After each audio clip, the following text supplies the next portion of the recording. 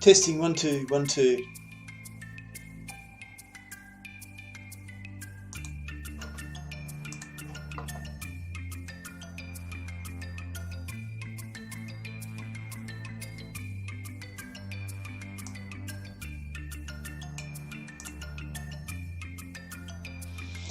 Okay, it is Eurotruck time. It hasn't been Eurotruck time for ages. And in the meantime, they've released the new Renault. We were about due for a mid-season update. Oh, someone just walked past there. A new spec engine, which is kind of cool because the choice of Renaults was 2. So, because the new upgrade came through, whatever job we had going,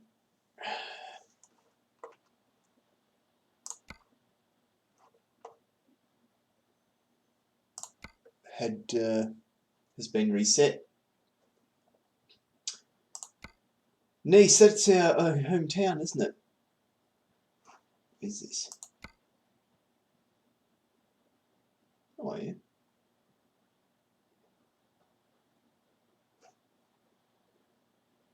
Fragile cargo.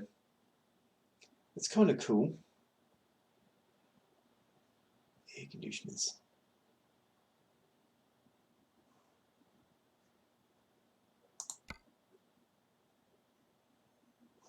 Oh, the yacht.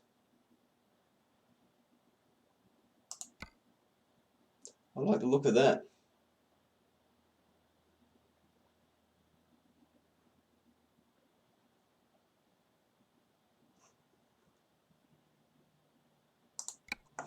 Let's do a yacht.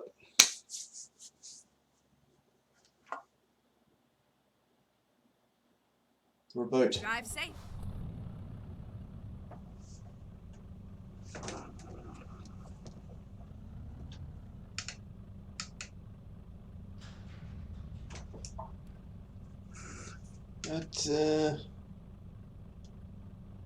What's going on here? Alright, here we go.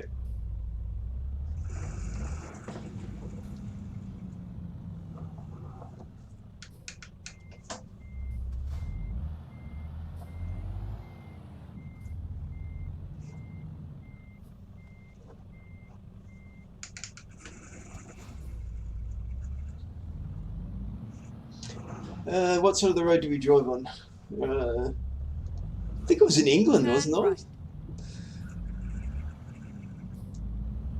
No.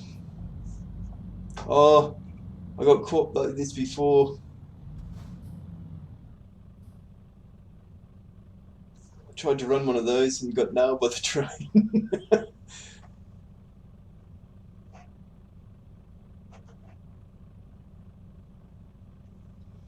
So, we haven't done a Danny Ric Delivery for ages. Simply ages.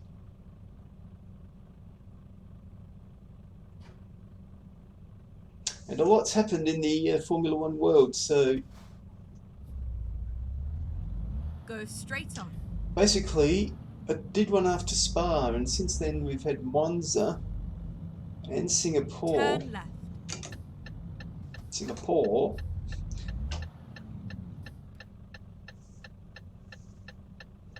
Oh, that sun's a pain, isn't it?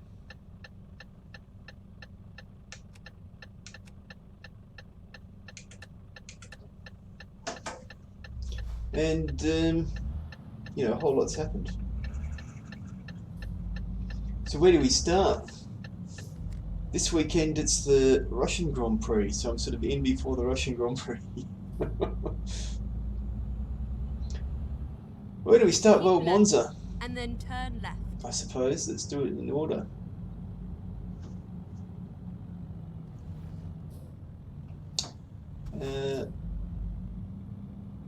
Turn left. Charles taking the victory at Monza. An interesting. The qualifying was odd. In the Q3, the top 10. Go straight on. There's a whole lot of people who sort of didn't make their fast lap because of people playing silly buggers.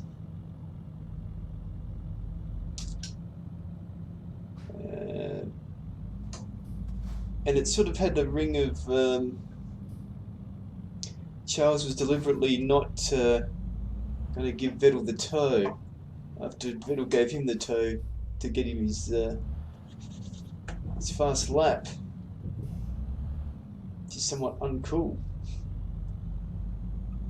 It was an interesting piece of radio after he'd won the race. They sort of said, "Oh, we'll forgive you now."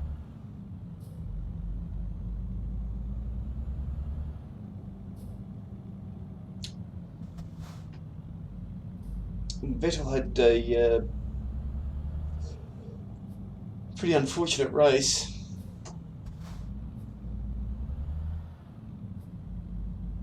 He had a spin and came back on the track and had an incident. Basically with that and Charles winning the Grand Prix, everyone said, "Oh, Vettel can't drive." It was another one of those ones, you know. Vettel can't drive and he's finished. Get ready. Nobody will want him. Right. He can't win a race, you know. Interestingly, the next race at Singapore, Vettel won. And so now he can drive again. Turn right. It is such a fickle, isn't it? Such a You have fickle arrived at your destination. following something. Your route guidance is now finished.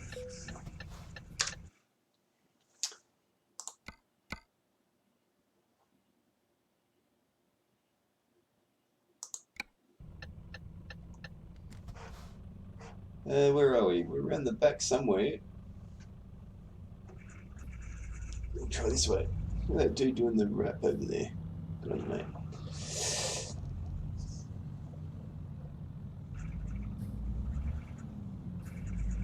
It's a bit dodgy, isn't it? We got a luxury yacht parked at the back of this warehouse, man.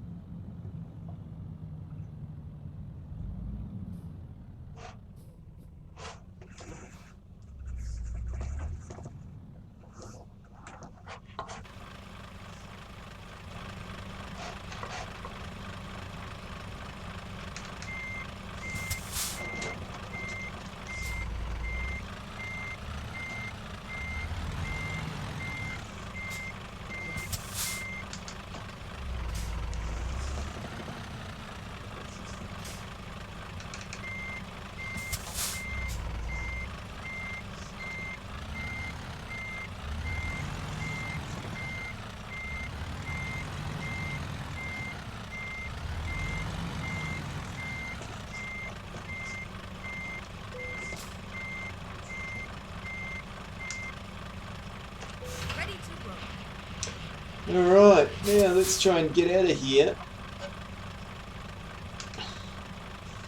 Let's also have a look at the map, eh? Where are we going? We're only taking a short trip, I think. Yeah. I think I'll worry about coming back for these after I've done my drop-off. Yeah. Alright. It's the best way out of here. I'm going to have to go that way.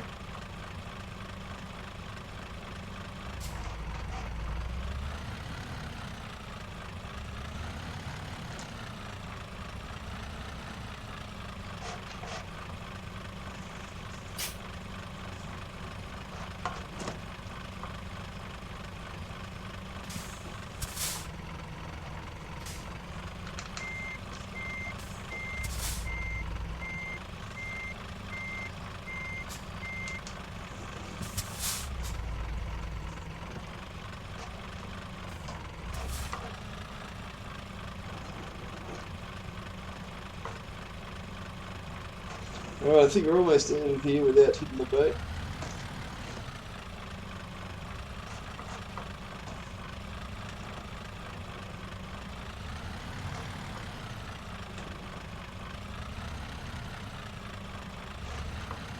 That's pretty cool, isn't it? Alright.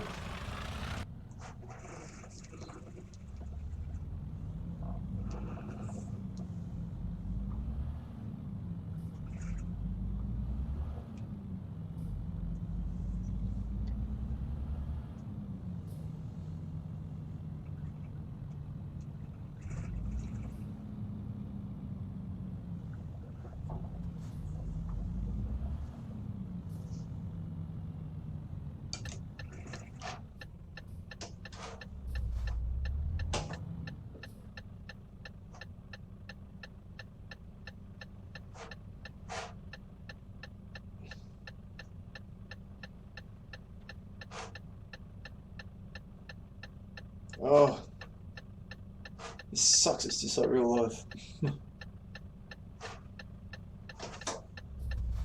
Turn left.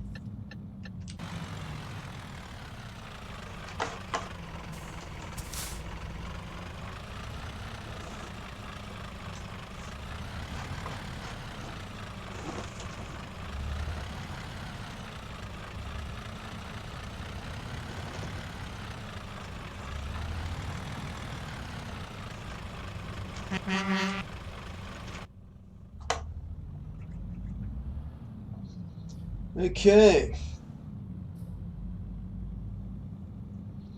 Try not to pound this thing on anything.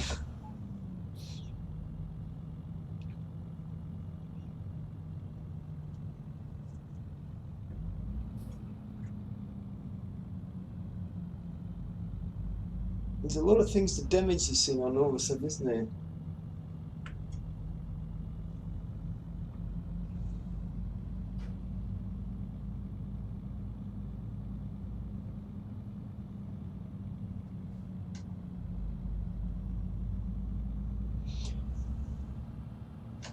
Anyway, there's not too much motorsport talk going on here, is there? Well, I'm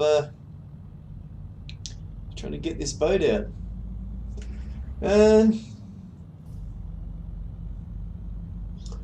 So yeah, now it was sort of expected, wasn't it, that Ferrari was going to do better at Spa and Monza, but not Singapore. Although I've got to say that it is hot and humid, and that doesn't tend to favour the Mercedes. So I think it still remains to be seen if you have a more normal track and more normal conditions. But they certainly seem to have made some good gains with their front wing. It's looking more positive. So they've effectively won the last 3 races. Go straight on. The Charles wasn't happy because he got undercut by Vettel, even though he was leading the race. But there was such a gap, it looked like he was more than safe. Vettel must have put in a screamer on those ones.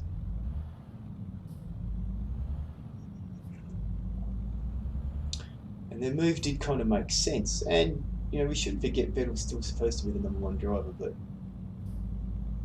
Go straight on. Charles was a bit whiny afterwards.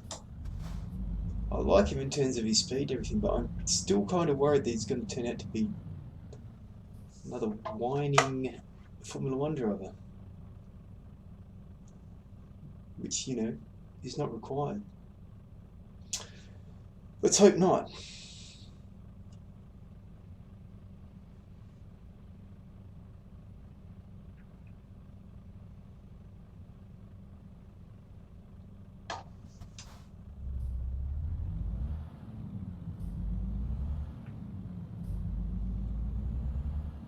Mercedes still looks strong, especially in terms of race pace at Monza. They, you know,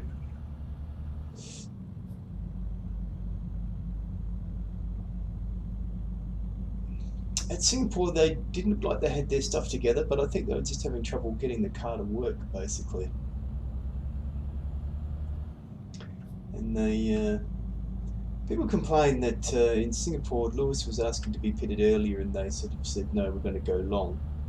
They had decent strategic reasons for that, and then there's all these articles about, oh, Mercedes have a history of not listening to Lewis. You sort of go, but he's won several championships with them, so, you know, often their advice is probably not too bad. I agree, I can recall many radio times where he wants to be pitted or wants something different, and they say no, and it turns out okay, or it worked like they thought it was going to work, and at the end he said, oh, you know, sorry about that. You've got to remember, a driver there, he doesn't have all the info at his fingertips, even though Lewis does have a good sort of command of what's going on in a race.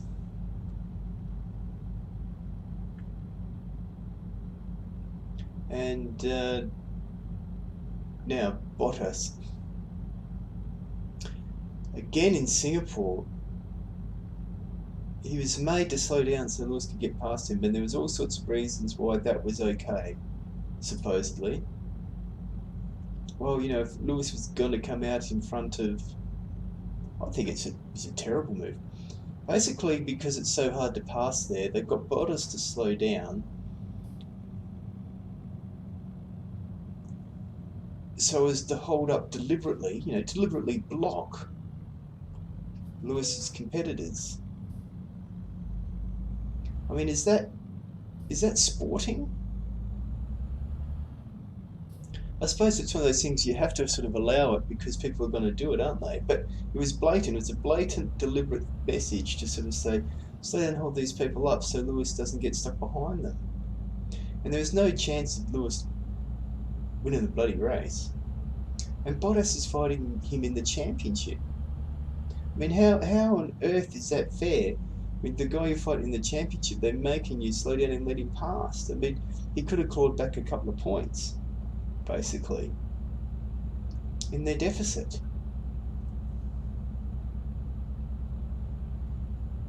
And the season's not over yet. If Valtteri has a couple of wins and Lewis has a bad day on one of those things, well, things are pretty even all of a sudden.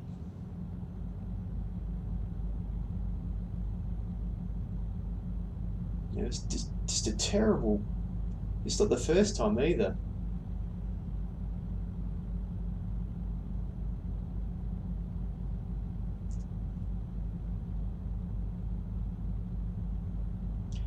I mean, when you sort of say, oh, you know, Lewis beats Valtteri most of the time, what is the point really of him really struggling to try and be ahead of Lewis if, even when he's genuinely ahead of him, he's going to be asked to slow down and move over?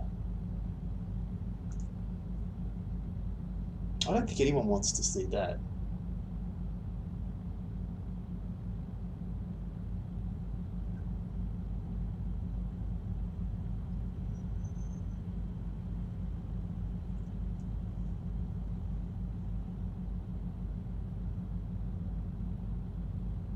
So that was quite a disappointment, I felt, from Mercedes, the way they treated Valtteri that time. As I said, not the first time either, but,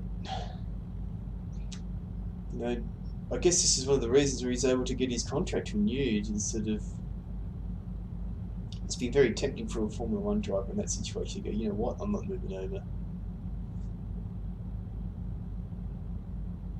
We saw that, didn't we, with in the Red Bull team, the old multi-21.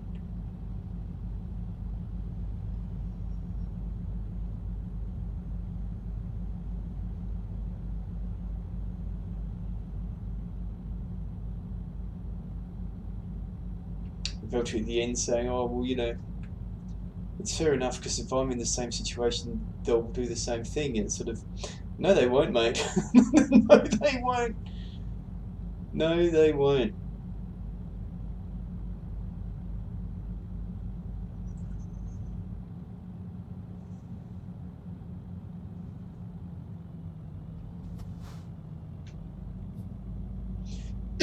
You'd be nervous taking an expensive boat through this sort of thing, wouldn't you?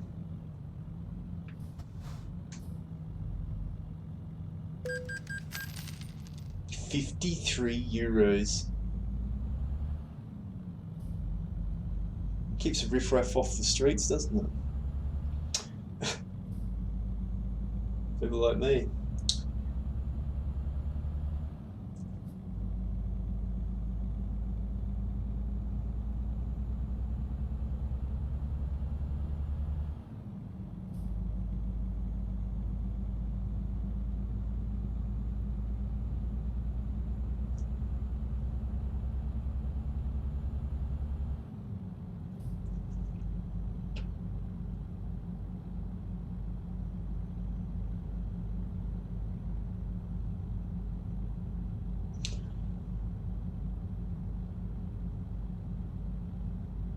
So Danny Ric and Hulkenberg had a good, seem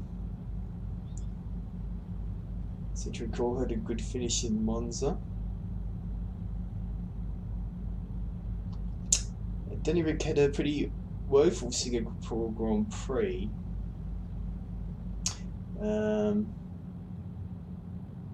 Keep left. He received a penalty and qualified because the engine made some minute over rev, basically. We saw him go right to the back of the grid. Something like a millionth of a second or something. Rules is rules, and you had to go to the back of the grid.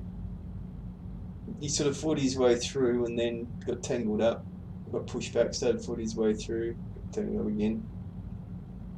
It's just not the track to try and come from the back.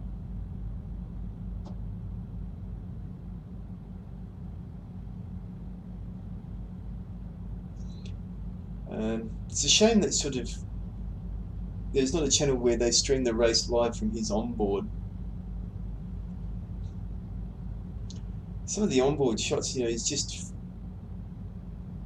goes in there swinging, you know. It's very entertaining to watch. Because of the nature of the track, though, Keep right. It was interesting to sort of see if you had a bit of pace on someone, because if you did because of some of his sort of aggressive driving style, and sort of attack them, you get out of position on the sort of left, right, 90-degree corners. So you put the moves on someone, but you just sort of can't consolidate the overtake, and it puts you out of position. You get slightly out of position, and you end up losing 2 spots. You know, you should have got a pass. You couldn't make it stick because of the nature of the track, and then 1 or 2 guys behind you sort of make their way through.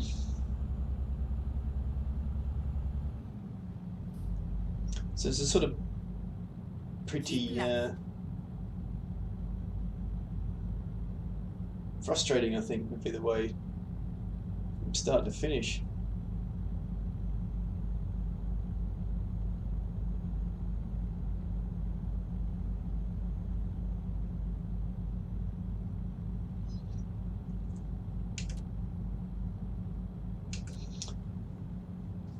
And the Hulk, still without a seat. People were talking Haas. I mean, Autosport, because you can always rely on everything they say. It's pretty much a done deal that he's going to Haas. And then Haas said, we're re-signing Grosjean.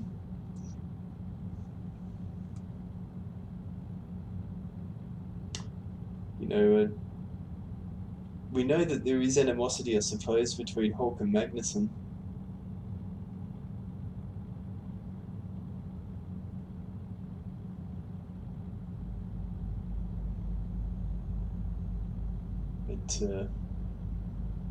That was a surprising decision. I have a sort of feeling that the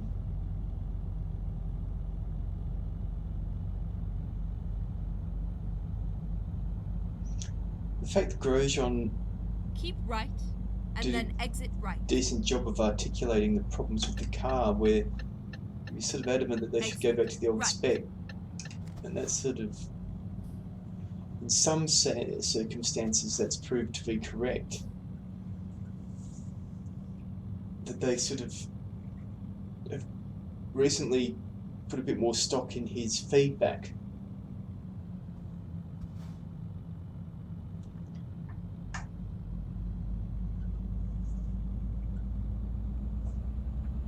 I don't know if he brings any money or not, but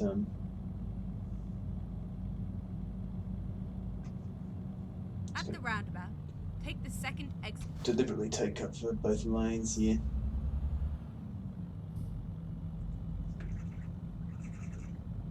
Exit now.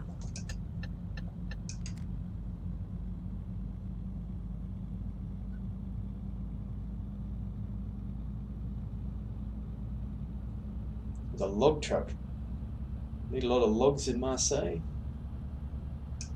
It's quite a big port, Marseille, I think, isn't it? At the roundabout, take the first exit.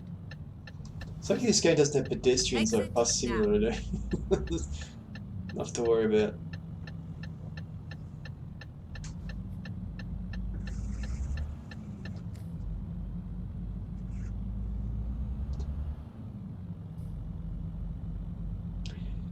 So at the moment, Hulk without a seat. People are sort of saying the only seat that could be available is Williams' Kubica's seat.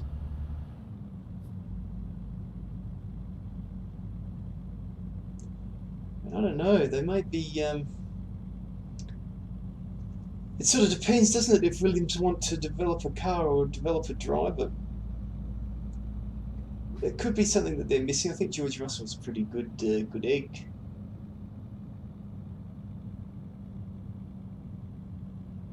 I don't know if you're going to want to steal many of Renault's secrets either, are you, if you're Williams? I mean, their chassis is, you know, not much information he can tell you about something Renault's doing that you would think, well, that's going to help us develop our chassis, but he's an experienced guy.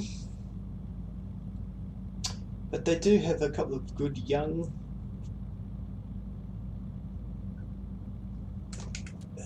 guys, and who also, hey mate, oh no.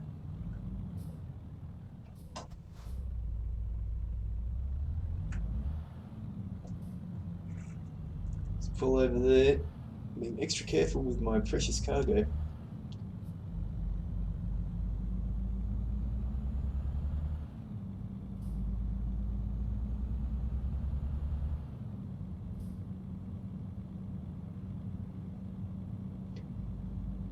Which also brings some money, and Hulk doesn't bring any money.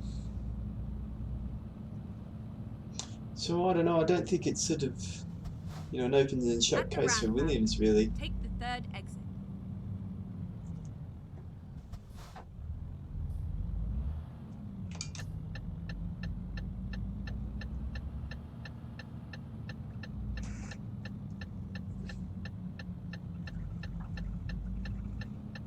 Exit now. Hey mate. Oh, what? What are you doing? My life hard, mate.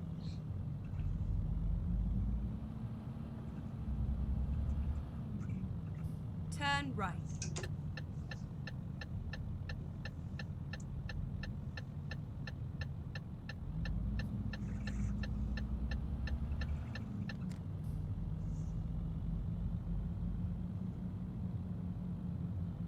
It's all over now.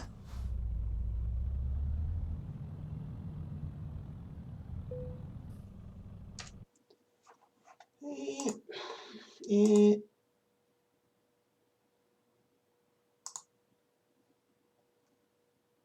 Cannot be bothered. There we go.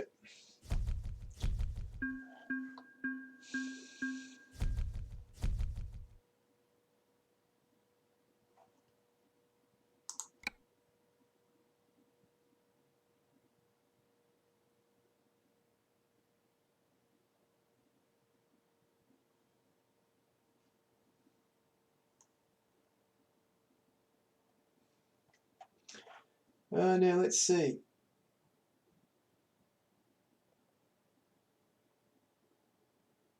I'm going to take a drive, aren't I? And take up those two.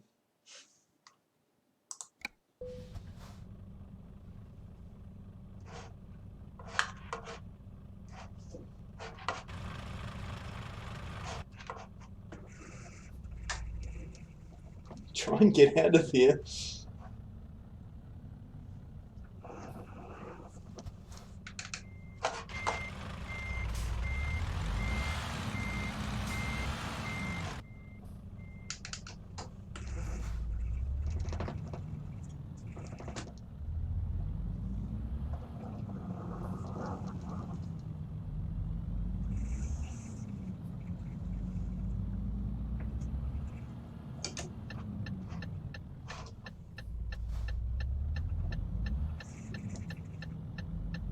So we're going to get the unlockables. I may as well refuel while I've got no tank on the back. Cows! Are you going to let me in? Not going to let me in. What? Let's stop and then start again, mate. It's the worst. I don't know what's going on in this roundabout. Nucleon!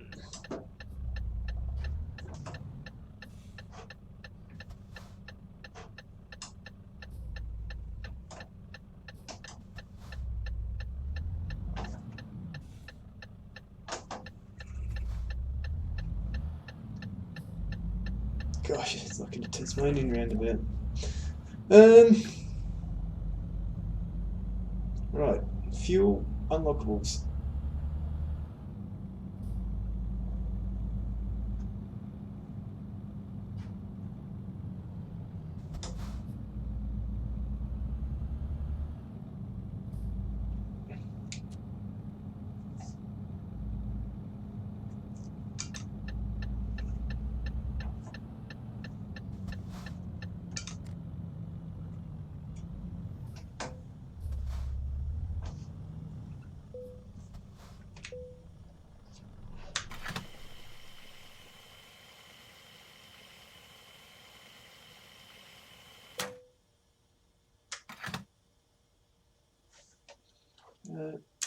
Let's put the handbrake on.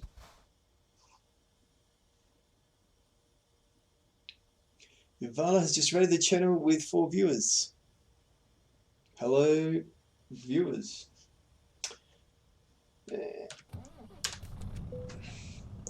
Ed Van Stoned, hey, hey to you, sir. What's going on?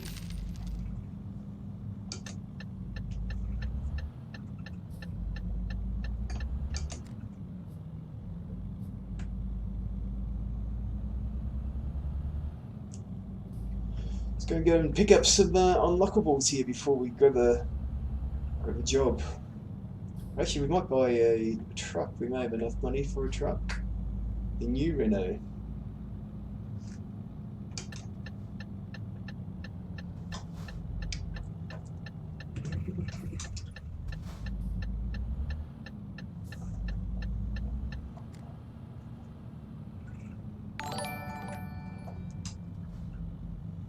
If I did not raid people, I don't hand out him, but I saw motorsport and single player.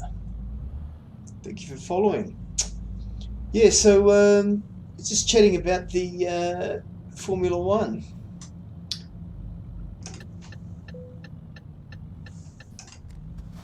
What did you think of the Singapore Grand Prix, my friends? Vettel's back. Vettel can drive again all of a sudden. The week before that, he was done. Now he's back on everyone's radar. He can drive again.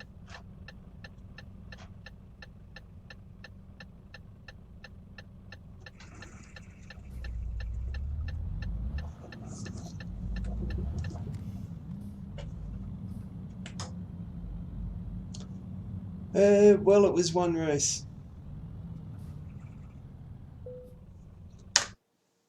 That's true. I think he's been harshly treated a little bit.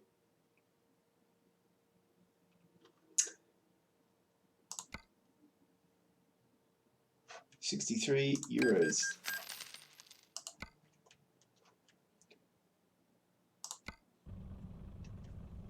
Don't follow F1 though, but motorsport is motorsport. To be fair, yeah. Did you? What is it that you do follow, sir? Did you catch the IndyCar? Newgarden managed to pick up the championship, eh? I really thought Rossi was going to be on for the championship this year.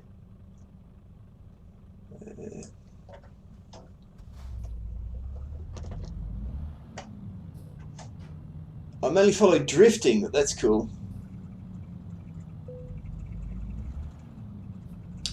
That is cool.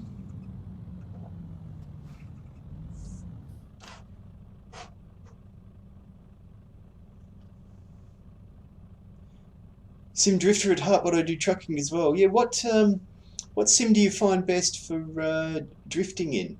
Assetto Corsa or Automobilista?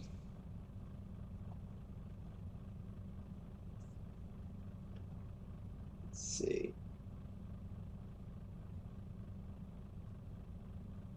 What was I doing? We are going to the truck dealer.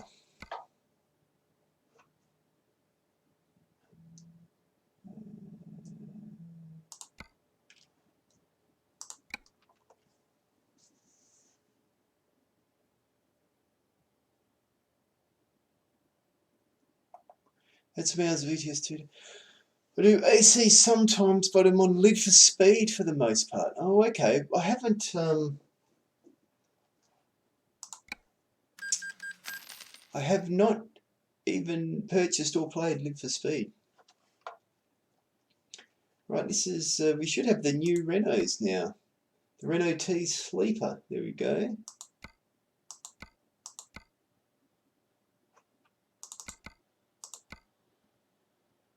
This is a cheap truck. Renault Premium High Roof.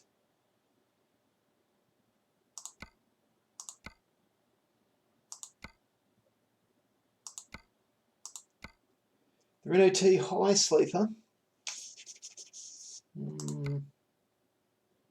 Renault T High Sleeper.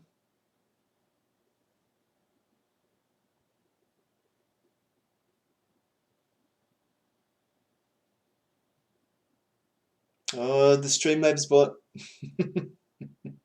Sorry about it. I think we're going to go for the Renault T here. Here we go. Let's customize this bad boy.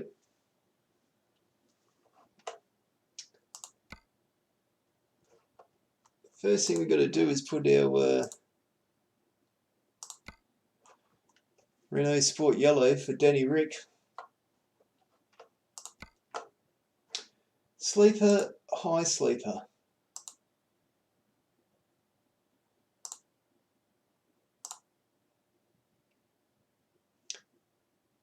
Old simulator, really like how the wheel feels. Dated on graphics, still in really slow development. Too long message hold, yeah. Sorry, I've got to rely on the Streamlabs bot.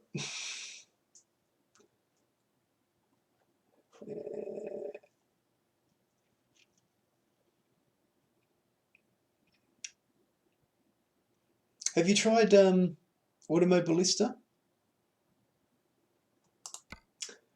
Chassis 6x2, 6x2 4, 6x2 4, 6x2 4 mid lift, 6x4. I want the 6x4. Or would you want anything else? Right.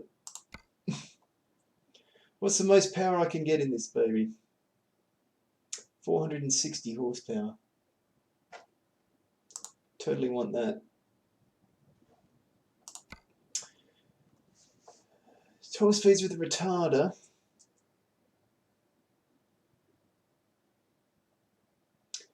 Diff 3.08. Diff 2.64. Go for that one. Alright. What does this thing look like? It's got the red seat belts, mate. It's like a race car. Standard 2013. Standard.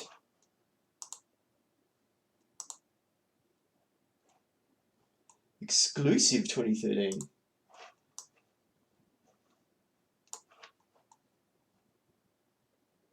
Or the exclusive. Why do I want something from 2013? What's the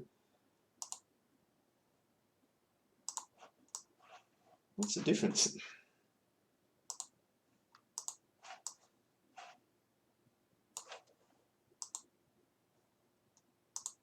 Seems to be basically that nav panel, doesn't it?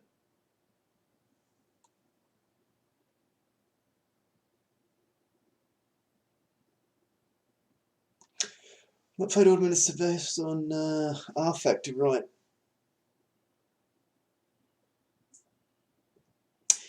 Yeah, you're right. I saw that Niels Husingveld says he's not going to do the physics though because he doesn't like the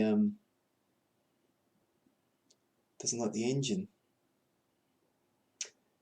I'll head out. Have a good stream. Thank you, sir. Enjoy your day. Van Stone, the nav is different. That seems to be the only thing, doesn't it? That's totally worth another €1,000. What's our price up to? Yeah, we'll go for that one.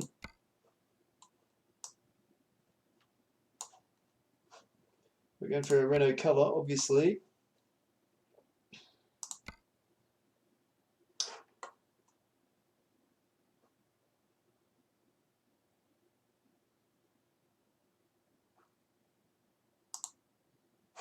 Standard paint. There. Standard paint.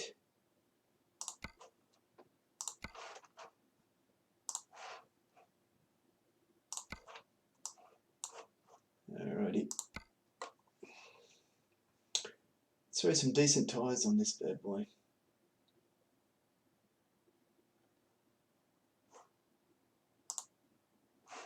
Get the Michelins on there with the all French. Oh.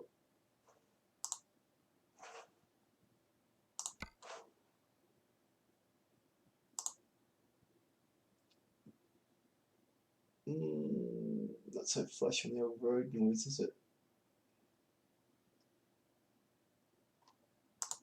We'll go for that one. What one did I put on here?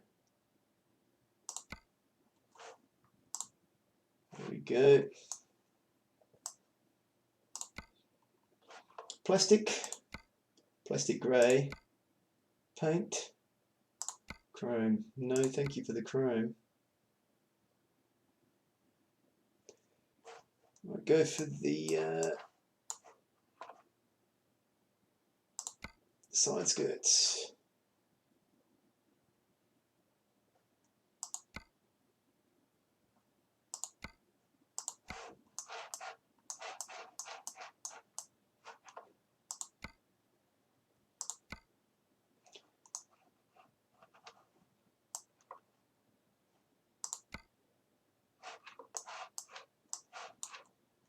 Oh yeah, that's the one for us. 14 grand.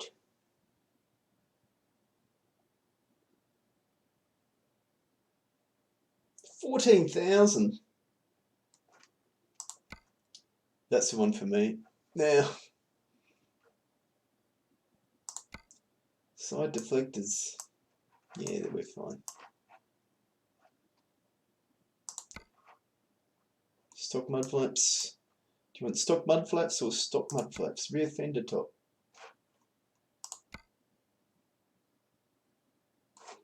Totally want that.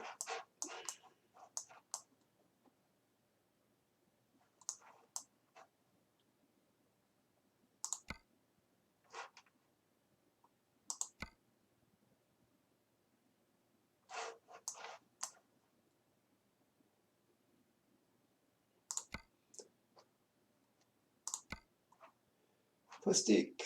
I like the black.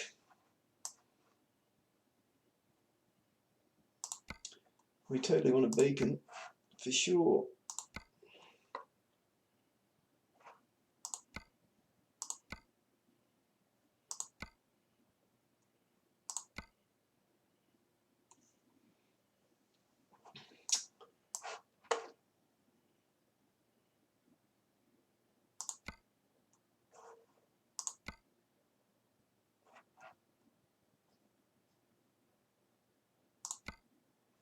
Accessory slot.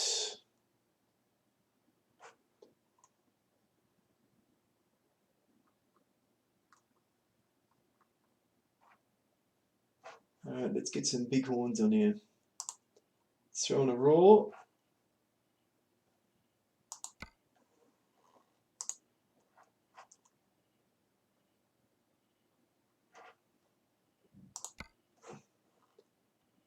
I like to have maximum hornage.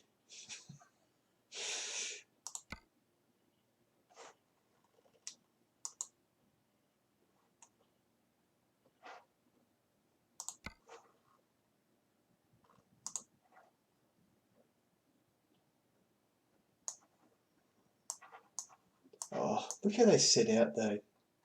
That looks rubbish.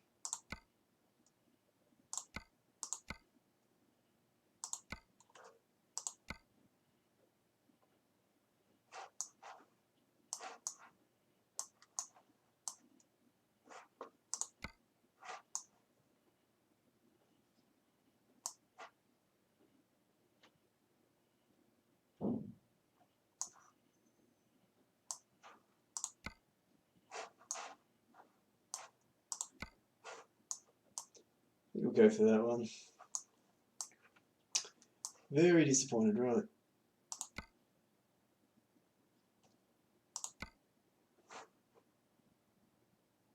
Just throwing a light on the ends of these.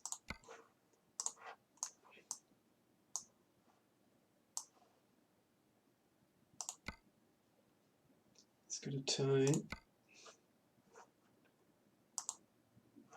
and a thunder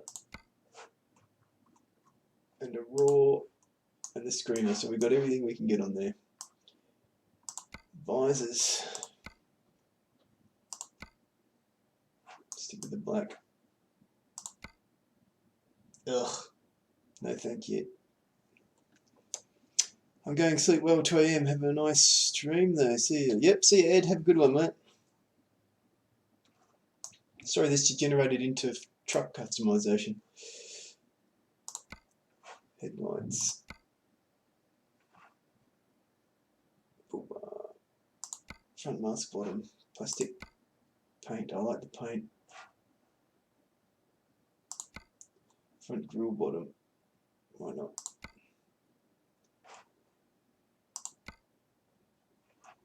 It's a better look for truck, isn't it?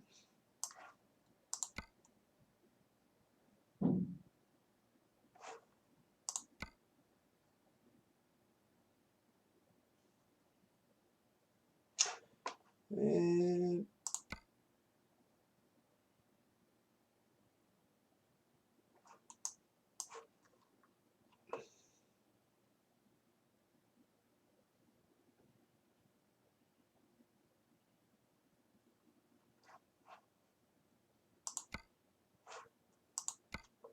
not super fussed on a bull bar for these things.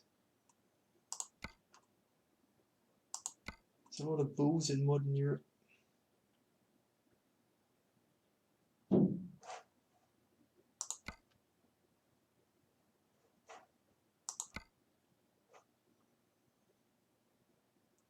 We'll get rid of that as well. It's a sort of urban looking truck, isn't it?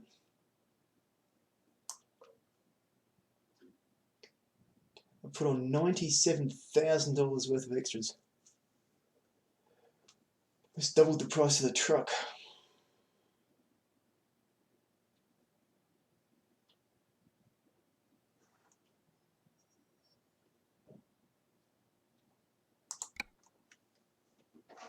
Confirm.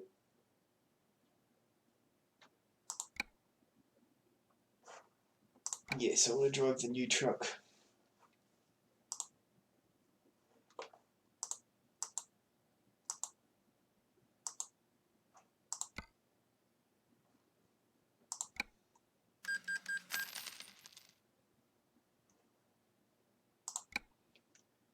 Okay, so we've got to work out the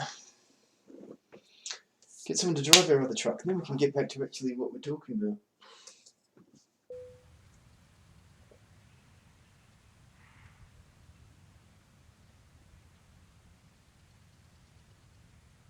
This must be the Spec 3, the mid-season update.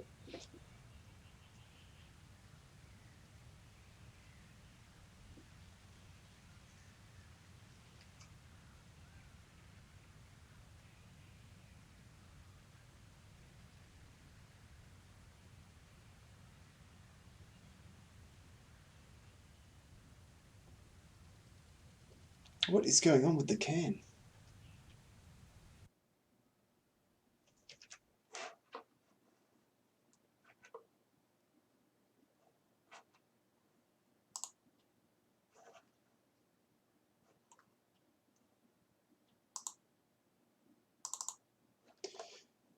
The sun's come out.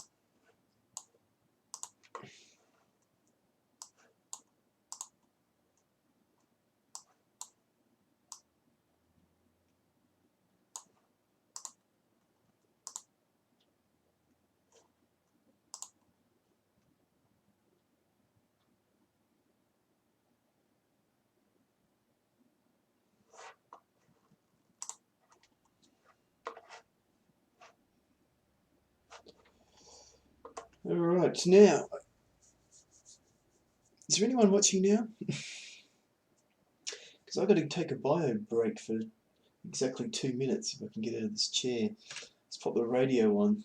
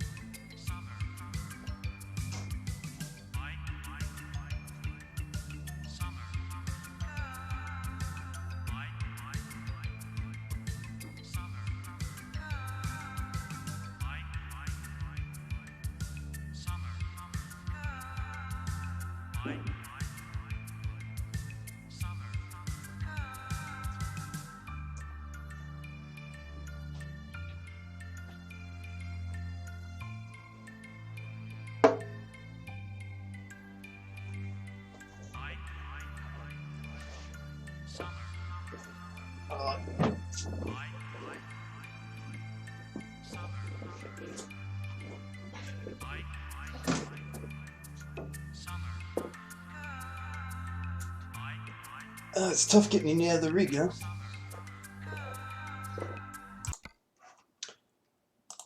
Okay, why don't we take this bad boy for a quick drive so we can get used to it.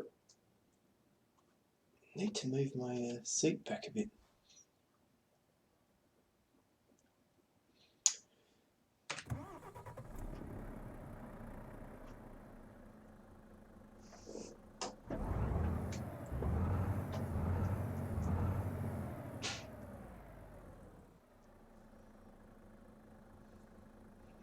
Find ourselves a job while we're looking for something to do. Okay, so no, driver. Gotta get a driver. Recruitment.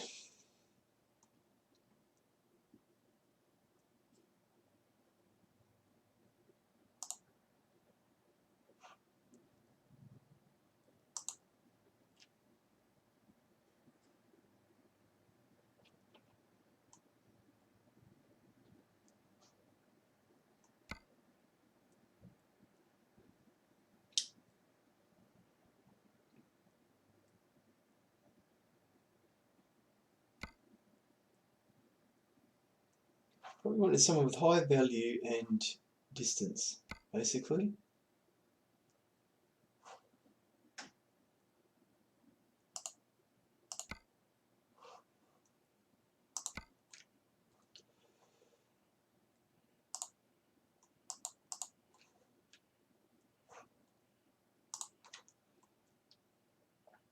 One of the key things is this guy takes fragile and he's got distance. We can set him to work for the high value. Right, let's hire that driver. Joseph B, you're in.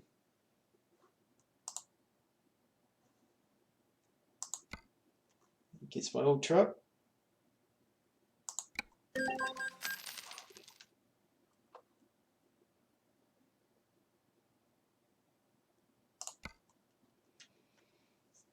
You're in, Joseph. Driver manager. We want him to work for high value. KDW. Okay, she's on just in time. That's fine.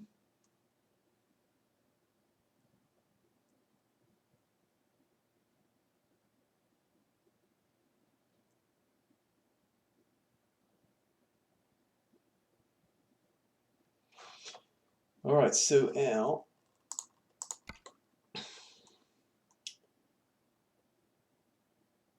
I should come down in horsepower in this one.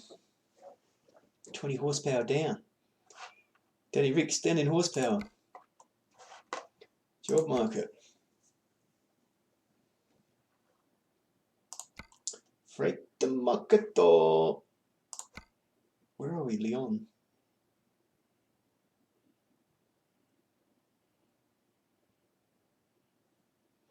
I want to go. Where should we go? Where should we look at sort of heading around? And we're going to have to come down through here when the new DLC comes out, aren't we? Because we got moved, we didn't finish off the UK. So let's go France and UK if we can.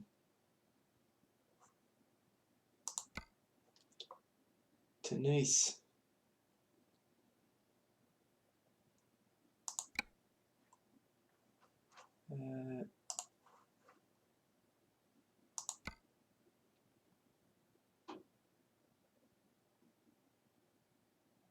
To Metz.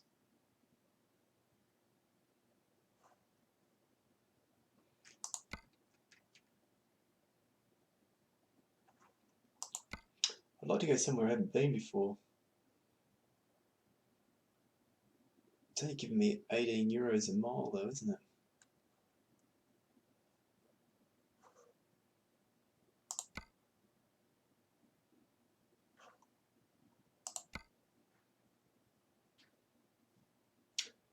I've only got an hour to get there.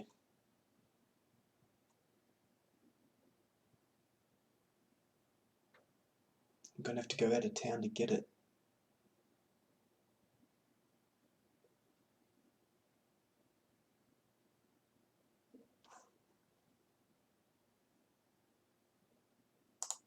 Let's go. We'll see if we can get it.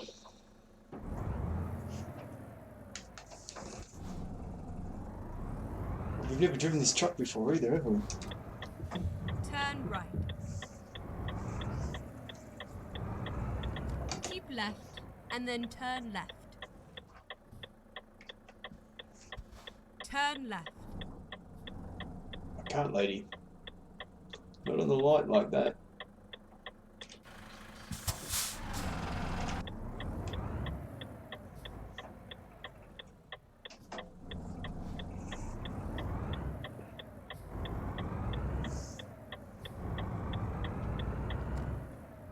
Get ready to turn right. Turn right. It does have a good gearbox there, doesn't it?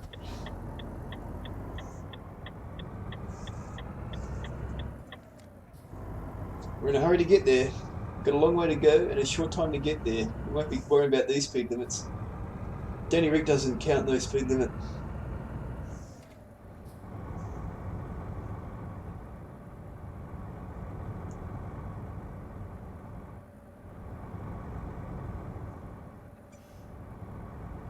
Keep right and then exit right.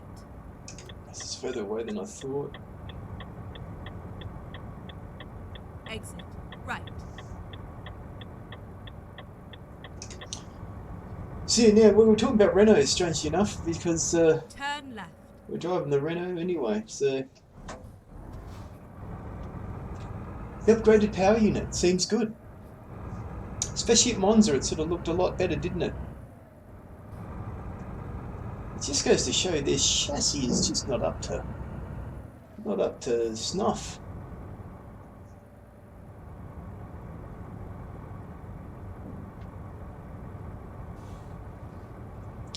So he's doing 90 k's an hour easily. I wonder if I'm going to make it.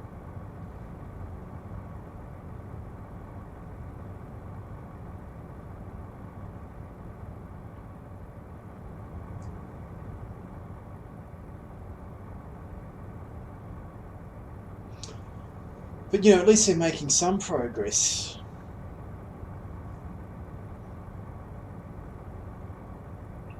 They just need a jump in terms of the chassis though, don't they? A lot of teams seem to be like that. They can't get the tyres to work, or they just can't get the car to work properly. Compared to, it's one of those things that's all relative, compared to the more competitive teams.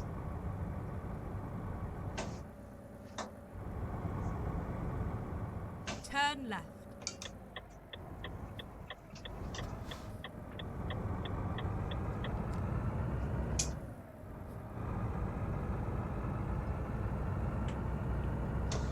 So the news for Renault, Hulk out. Interestingly, Cyril said that for 2021 we might want to go with the younger driver rather than Danny Ric. That's just a weird thing to say. If he can win the race, you'll go with him, mate. That's the way that it's going to be. If he can't, you won't. 14 minutes, we take that job.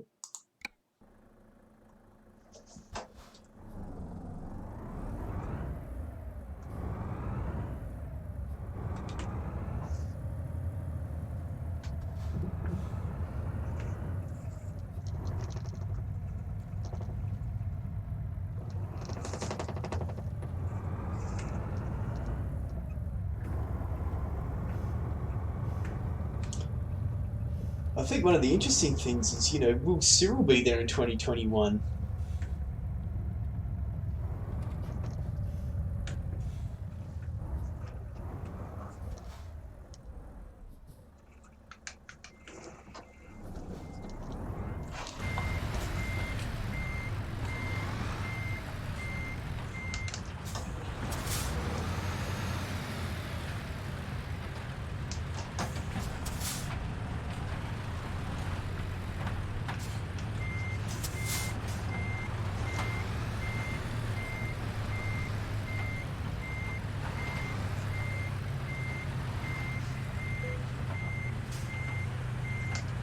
Okay, here we go.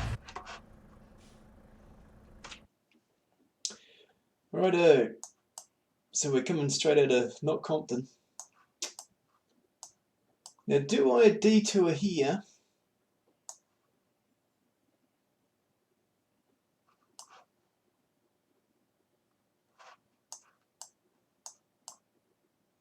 Do I detour here? It's a hell of a detour, isn't it?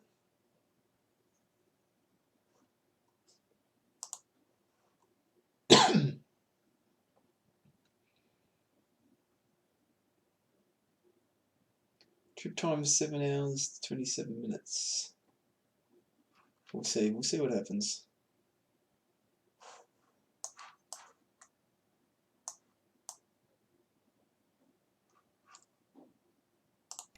Let's do this.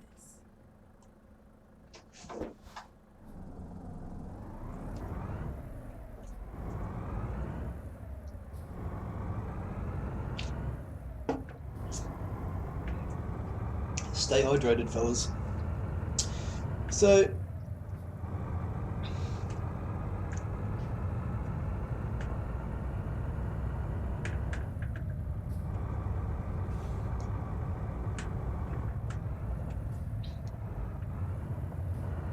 once we get on the road, we'll have more of an idea of what time we'll actually be there, but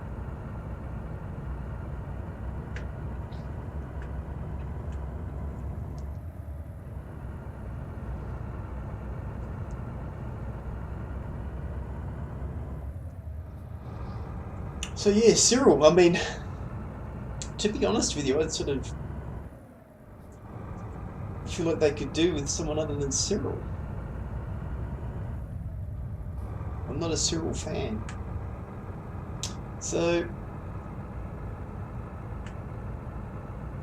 it'll be interesting to see what happens in that respect. Now, Monday, 16:39. Get ready to turn right.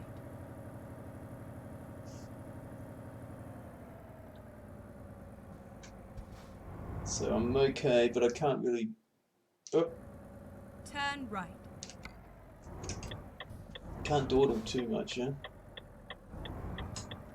It's okay, Danny Ric doesn't dawdle. You get used to the mirror position.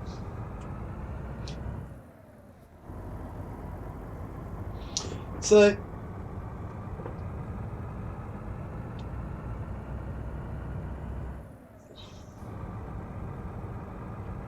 Renault making some sort of step forward, but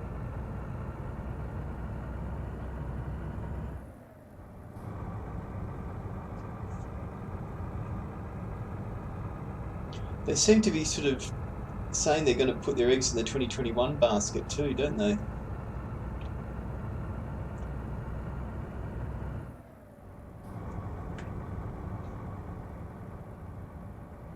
Might be a tough year for Danny Ric next year, you know, having to fight a young, hungry Ocon. See, it depends how he sort of goes. So we have a bit of a sort of Vettel situation on his hands. Luckily, you know, this is why you got to make your money when you can. When they offer you that money, you take it, because if your career suddenly comes to an end, which you can at any time in Formula One, well, at least I've got that cushion of cash, you know. It's made it worth my while. Turn right. Stop going around and pissing around like Nico Rosberg, you know.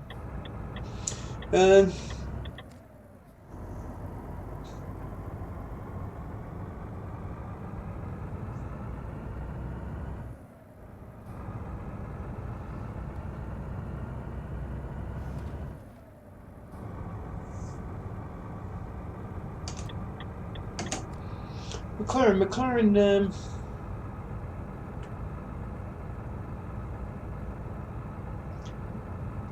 not a great race at Monza, really.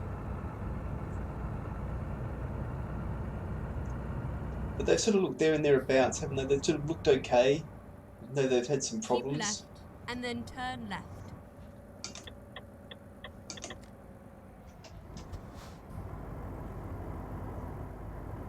Turn left.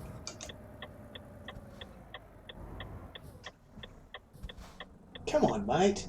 Don't pull out there. Like, what are you doing?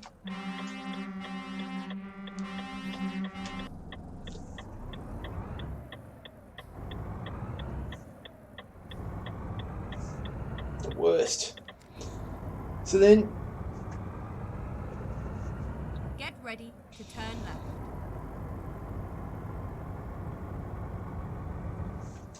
Turn left. no real news from McLaren, really, is there? Except I haven't heard much about their IndyCar preparations. I am canning it a bit here so I can get there on time.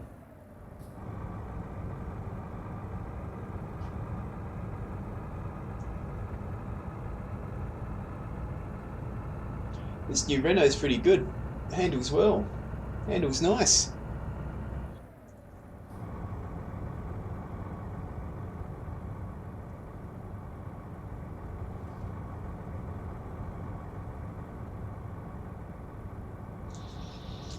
Keep right, and then exit right. Gearbox seems just about perfect. We have a light load on, obviously, but Exit right.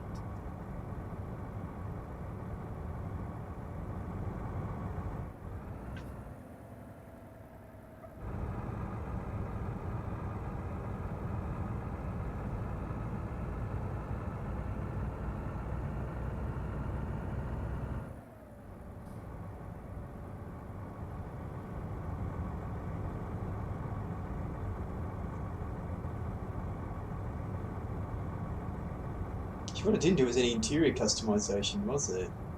As in interior bits and pieces. Maybe I'll do that when we get to the...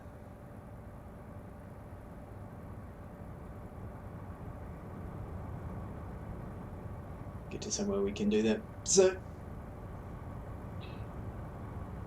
Haas, re-signing Grosjean. I see the Rich Energy sponsorship's gone off the Haas car again.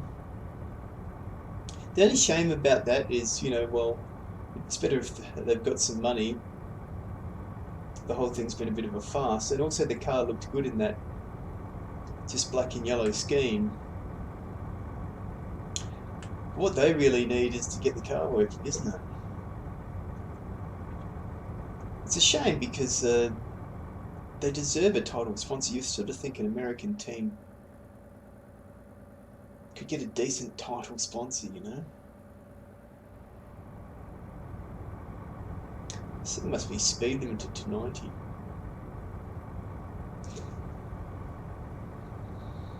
Maybe it's that low gear rear end I put in.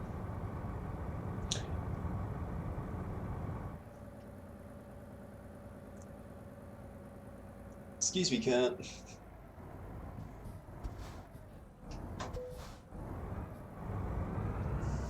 So, and re-signing Grosjean. Even though, you know, people have made the point about, oh, nice move, sir, nice move. Give him the old. Even though people have made the point about his, you know, feedback in terms of developing the car and that kind of stuff has proved to be useful. In Singapore we had another one where he just sort of involved in too many incidents.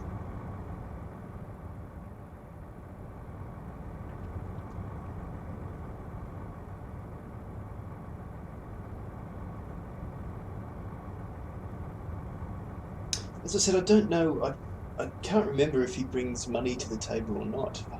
I feel like he doesn't, but I don't know.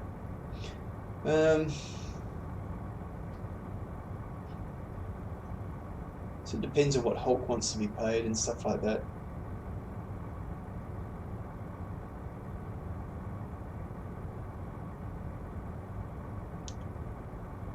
I feel like they could have done something better with that seat.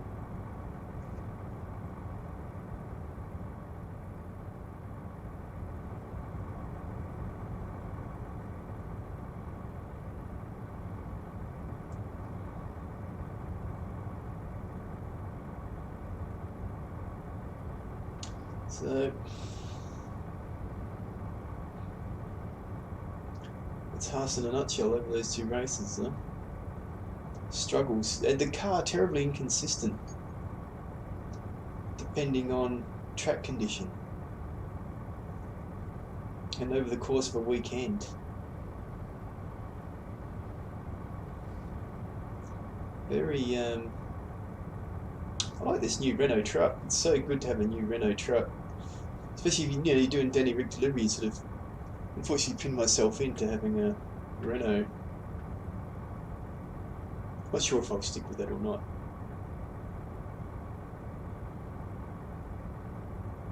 If only Danny Ric could get a seat at Mercedes.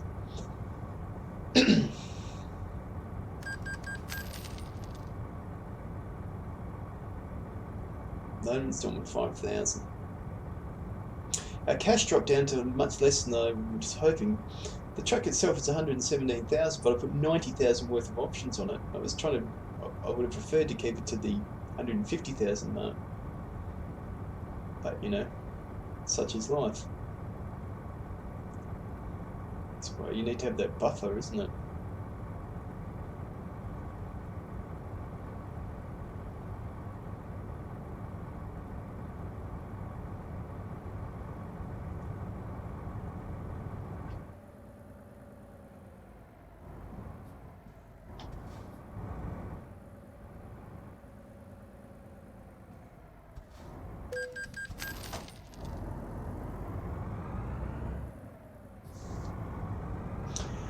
So, Force India.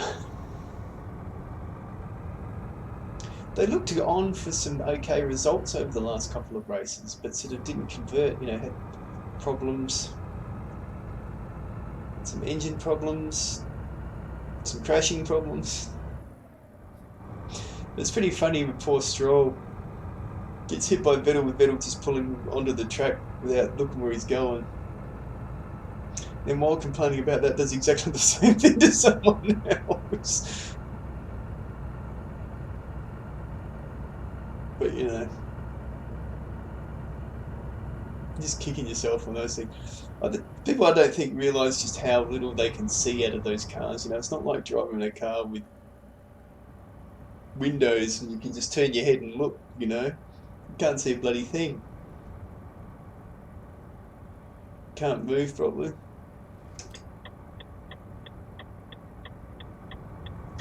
Thank you, sir.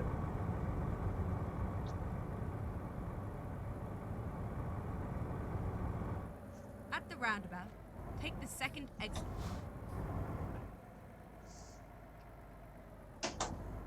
Standing off. Well, nice move, sir. Exit now. It's got torpedoed. Keep right.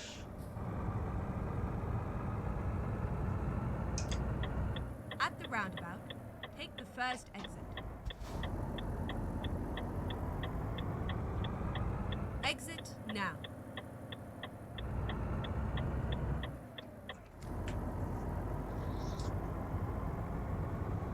Go straight on. Who has looked good is Toro Rosso. They've had a good couple of races, and Gasly actually sort of had a decent race. Unfortunately, Kvyat had a rough Singapore, but Gasly did well. The cars looked good at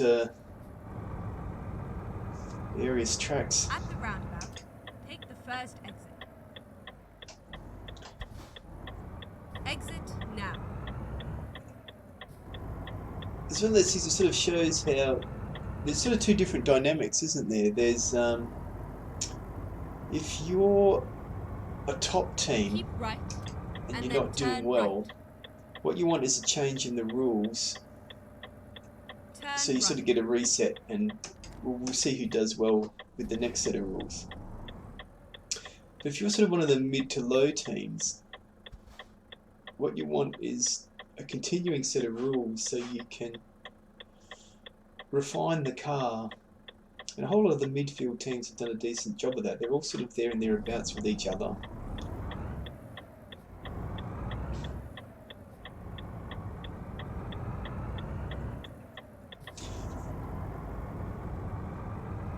You know, I mean, it's a shame it's not. And then turn left.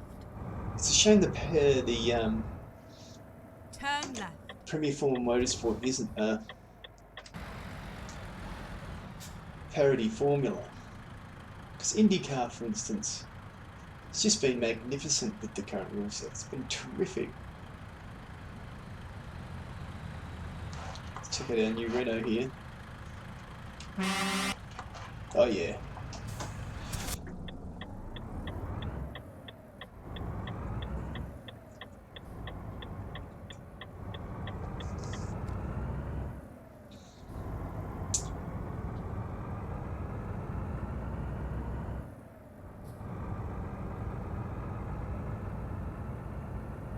I mean, there's still...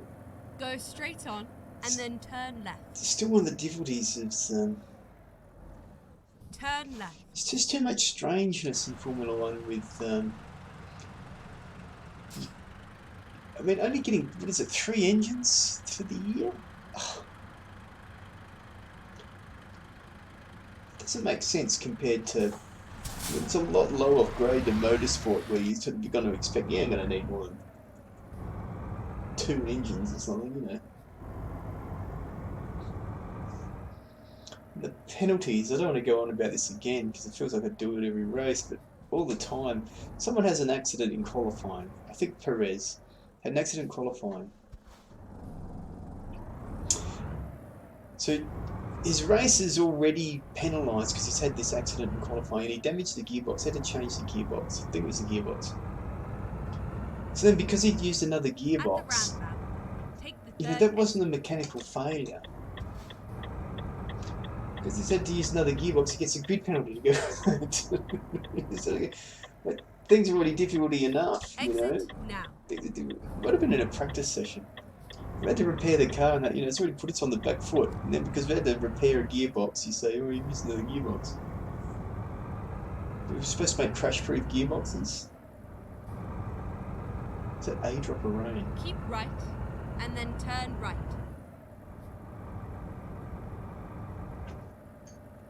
Turn right.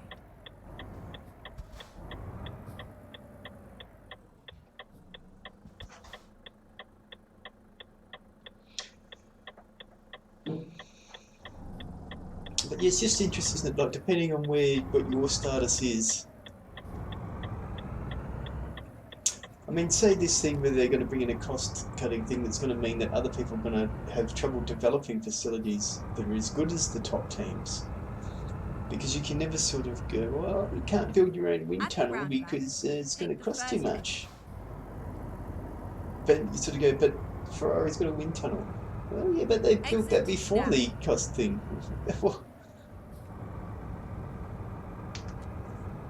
At the roundabout, take the second. Surely there's some R&D items that we can exclude from that sort of cap.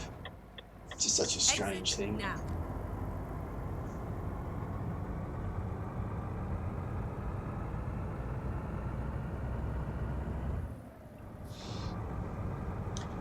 So, who are we on to next? Haas, Toro Rosso. Let's go for Williams. Now that we know Kubica's not coming back. At the roundabout. Now, I don't dislike Kubica, but it's pretty obvious from the start he wasn't going to be able to perform at his former best. He basically got the seat from Cash. Polish oil money, I think it is, isn't it? Oil? Energy? Exit now. Which, you know, is a Williams thing. was pretty obvious that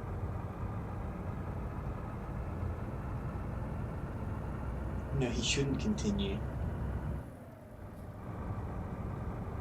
Sort of applaud him for coming back and all that type of stuff, but I think they've done the right thing of giving him 1 year and then that's it. I'm not sure what they've... Exit right. Not sure how much they've got out of it except for, the 10 million or whatever it is that he brings to the table for them. At the roundabout, so, take the third exit. I don't want people to think I'm being unkind. It's not that I dislike him, but I'm glad that, they're going to go for a different option next year. Exit now. I mean, George Russell's looked pretty good, hasn't he? At Singapore he looked good, and then Grosjean hit him in the rear. He got Grosjeaned.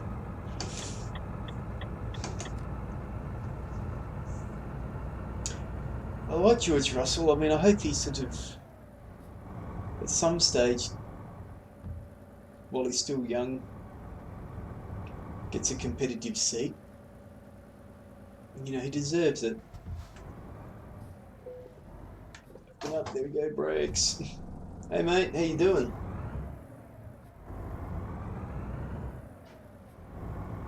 Strange details in this game, and sometimes it seems to go, I'm not sure if I've ever seen a guy standing there before. Is it just that I haven't been paying attention, or have they been added,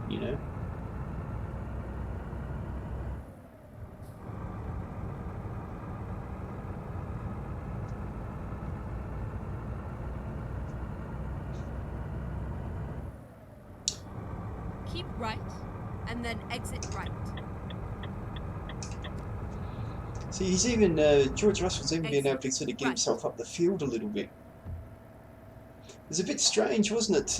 Was it Singapore? He was in the practices and all that type of stuff. He wasn't in the last two, but then when it came to the qualifying, apparently it's quite difficult in Singapore to sort of get yourself your clear run, get the timing of that right.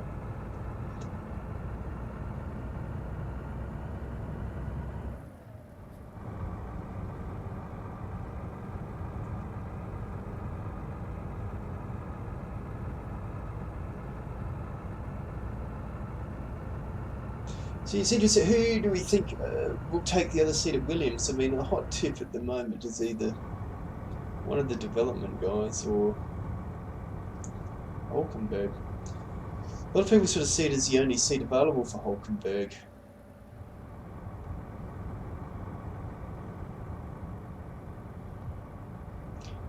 They've sort of written Albon into the Red Bull seat already. I don't know if that's the case. I think it's going. I think they won't make a decision. Have they made a decision about next year? I don't think they have. Not as yet.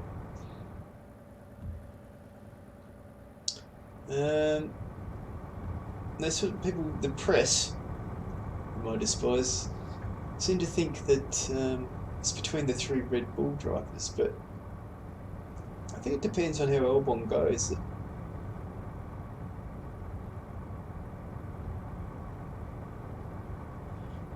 KDW chips in with 1,000. Good on you.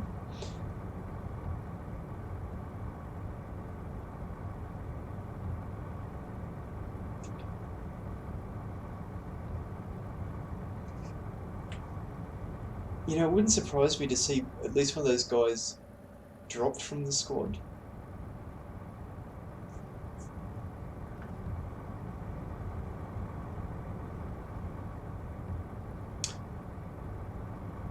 And if Albon doesn't prove himself, there could still be, a slim possibility that there's a seat at Red Bull next year.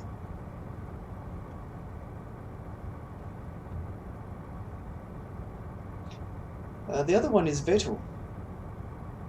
Now, I'm not a believer in all the talk about Vettel can't drive. The Spin Meister this is unfortunately being termed.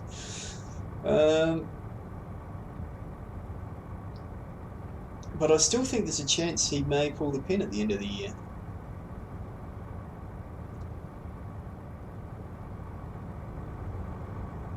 especially if sort of through the last part of the season he's not able to compete with Charles. And if he's continually outqualified by Charles, especially if he's continually outraced by Charles, you know, he may call it a day still.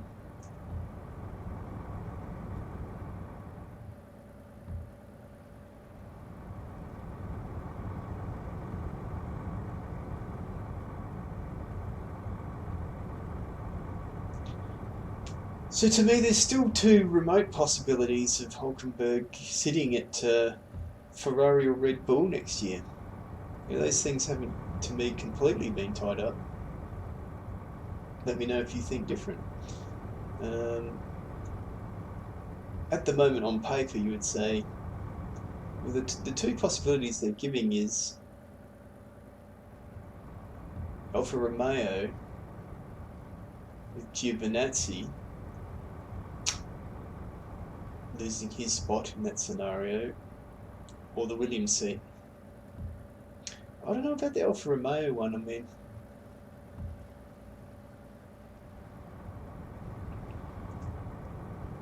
they've sort of got their old hand there, who's been doing well.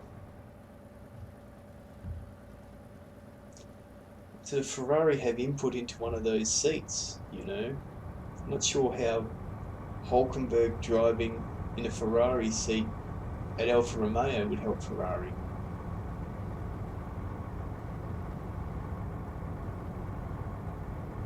If they don't want to stick with Giovinazzi, which I don't think is entirely, they may want to give him another year, depending on how else you see their sort of development ladder.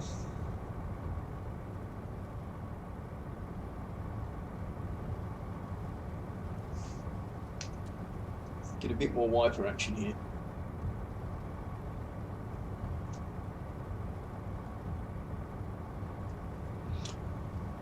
So, I don't know, I think possibly Williams. Depends if Williams want to. It might be nice to have an old hand and a young guy.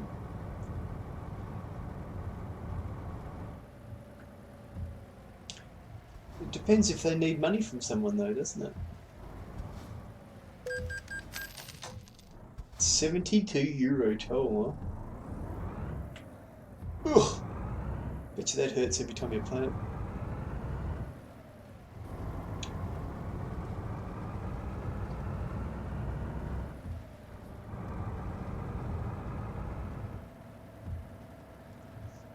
We got someone here or not? Doesn't look like it. Oh yes there is. I couldn't see them in any of those mirrors. Not today, Mr. White brave Audi driver. Leave me alone.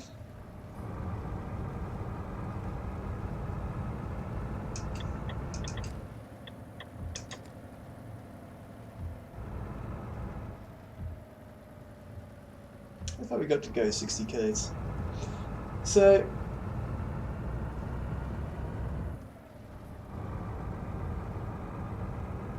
I don't know, it's all very up in the air for Hulkenberg, isn't it? It's one of those things I'd like to sort of just see him in a seat for a season where he sort of has a chance to be competitive, but there's so many Formula One drivers who never get that chance, you know. I feel like he's sort of occasionally had the opportunity to score himself a podium and hasn't converted those.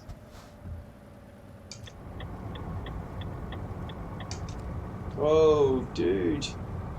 Did I not indicate enough? He's driving a Renault, you madman. Danny Ric. I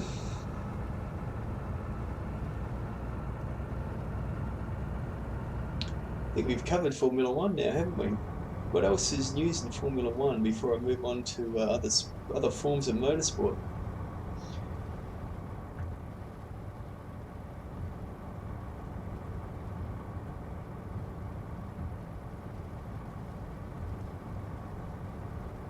It still seems up in the air, doesn't it, if Honda's going to continue past 2020?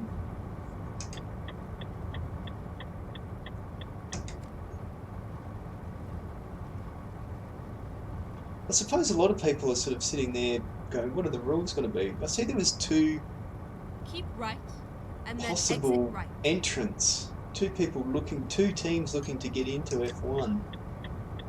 Exit right.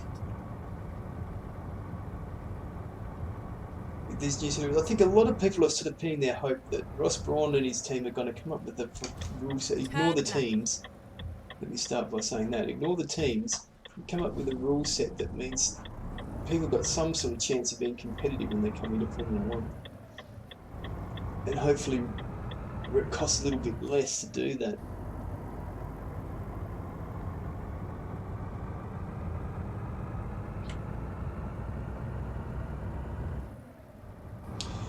Let's leave Formula One there. Let's go to IndyCar. Quick brief Inders. New gun. Picking up the championship.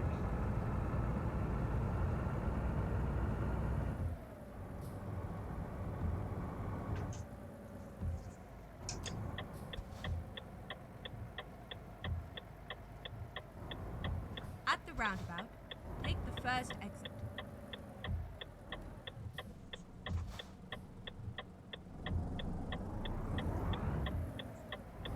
Exit now. Will do.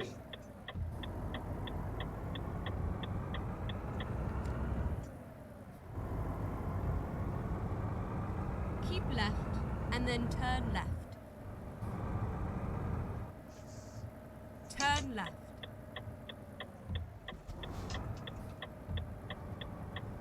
BHV. Get ready to turn left. There's a truck service centre down here. Once you drop this load off, we might... Turn left.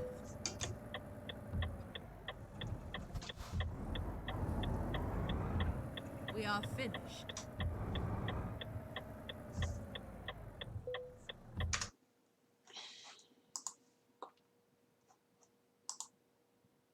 Huh.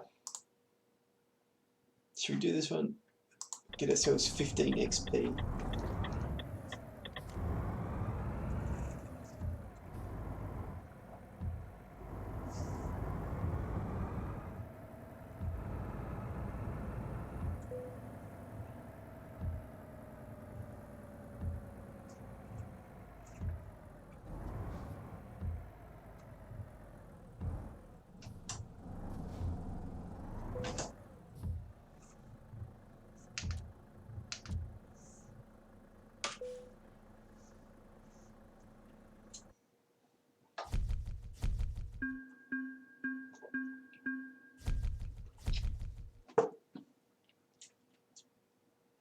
Still level 15, 14.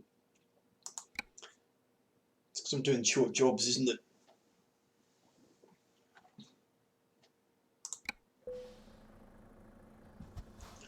Right, let's get ourselves to the...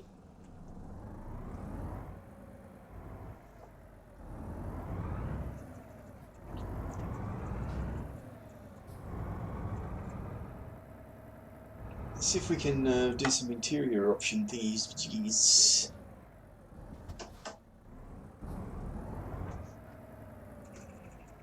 Hey mate, it's the same dude. Dude's following me. There seems to be more people around, doesn't there?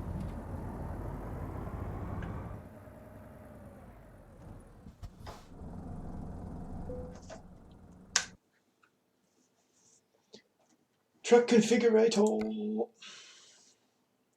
Let's go in the cabin. What options have we got here?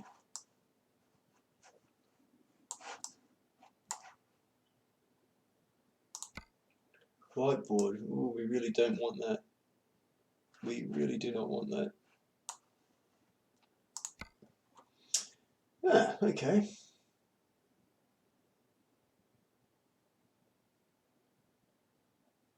The electric cool box. What can go over here? Your computer. Our Goodyear bag. Our electric cool box. Co-driver plate. Mirrors, mirrors, mirrors.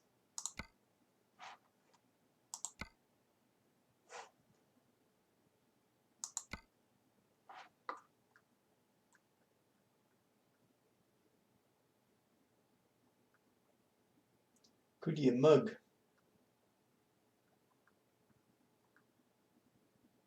Goodyear wallet. The aviator shades. That person walking across there is really distracting.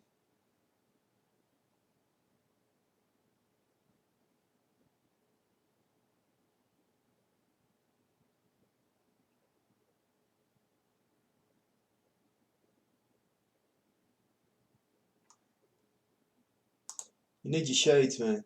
That's what you need.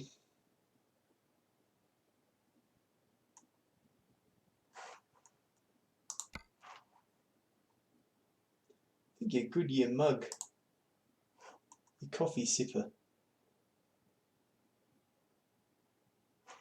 Actually, I think that would make more sense.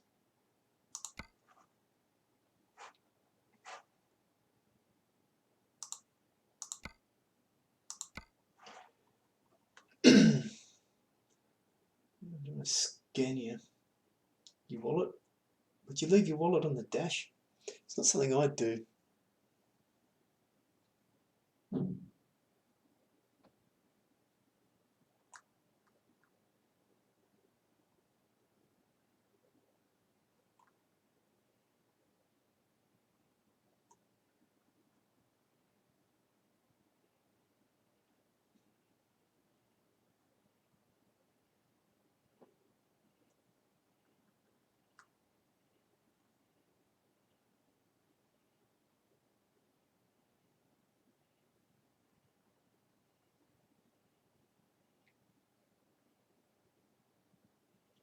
The Cosmonaut bobblehead.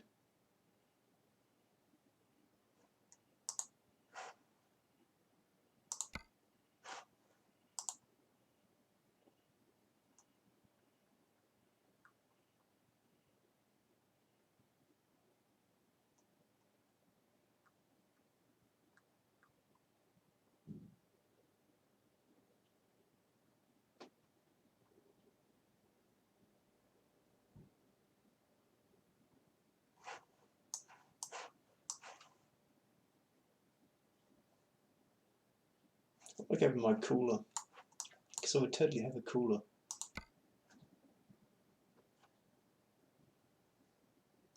Curtains. This is a strange thing, isn't it?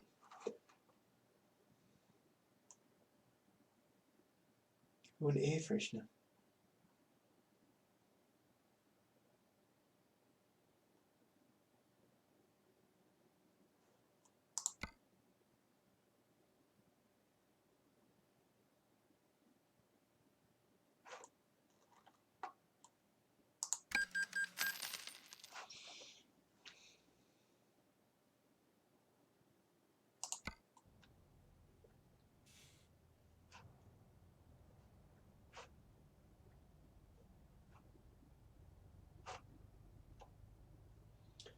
Righto. Should we take one more job?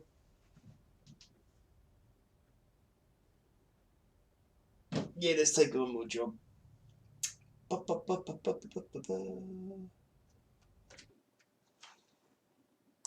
Jobby market.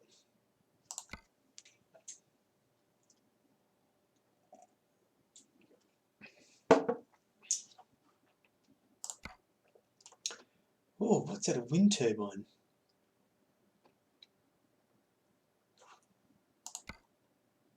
That's pretty cool, isn't it?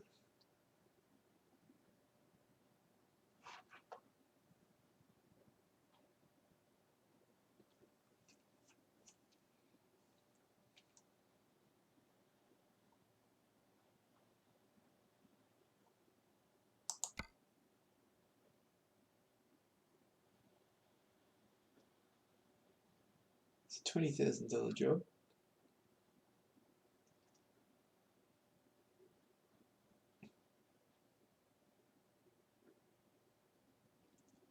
$32.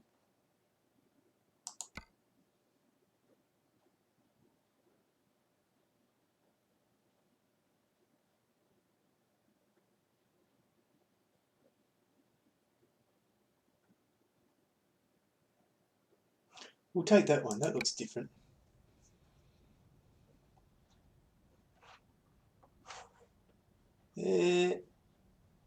Ready to roll.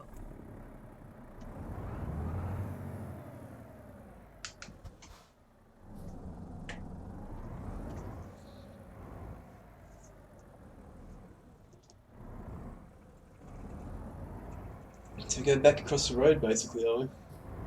Okay. Why not? It's efficiency at its best, sir.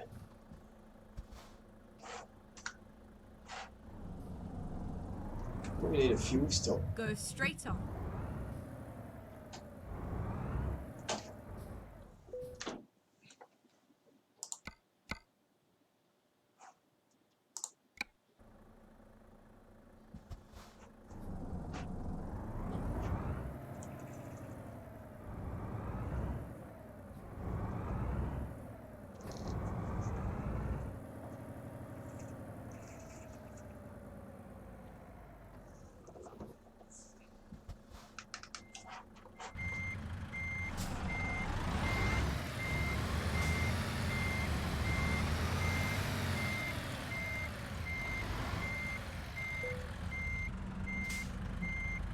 Let's do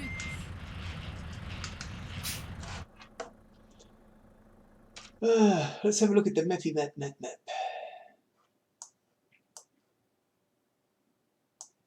Let's take this first fuel stop though.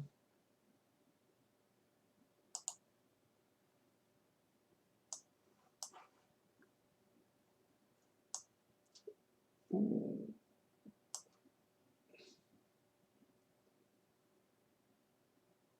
So this place has one.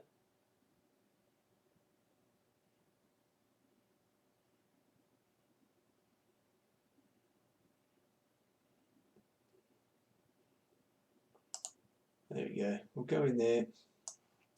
Get that off the map.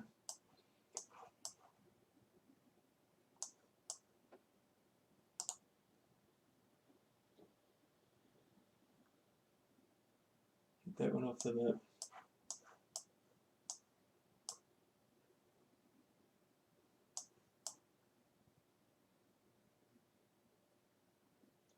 And that'll do. We can pick up this one pretty easily, can't we, when we get there? Let's go. Alright, let's go. You said it, lady.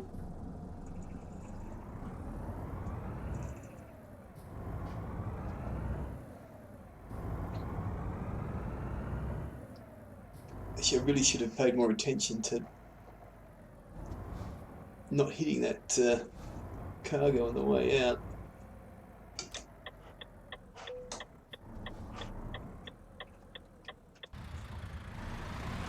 Turn left.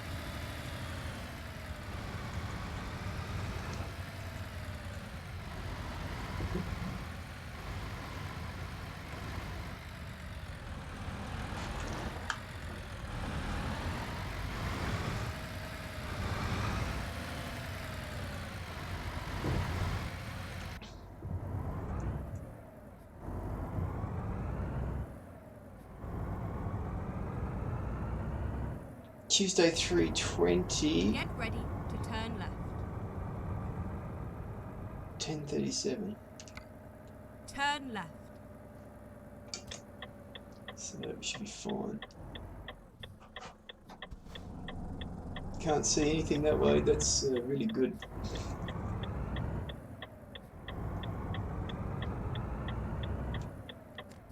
Get ready to turn left. Turn left. What a horrible intersection.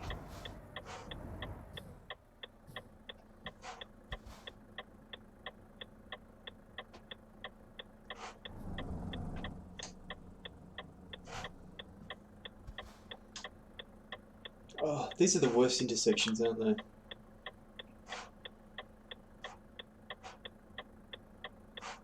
Across 4 lanes of traffic here. Can't see properly. On a T section. Needs to be controlled with lights in an intersection like that, doesn't it? Like Formula 1, local governments seem to be interested in cost cutting. At the roundabout, take the just about as successful as it.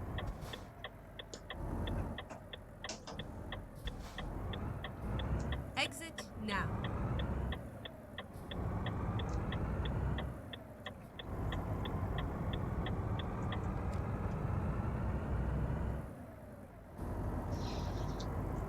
So yeah, IndyCar, what a terrific season. It's been a really great season. There's people with a genuine chance of winning that. Newgarden had a problem of winning the championship at the end. It's competitive all year. It's been a great season. A couple of, really promising rookies. Herta, Rosenquist, Ferrucci,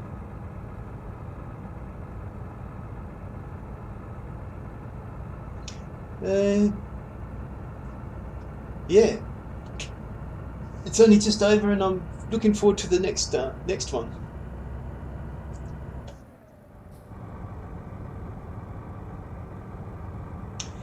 And of course there'll be that McLaren factor as well, so there'll be even more excitement about IndyCar next year.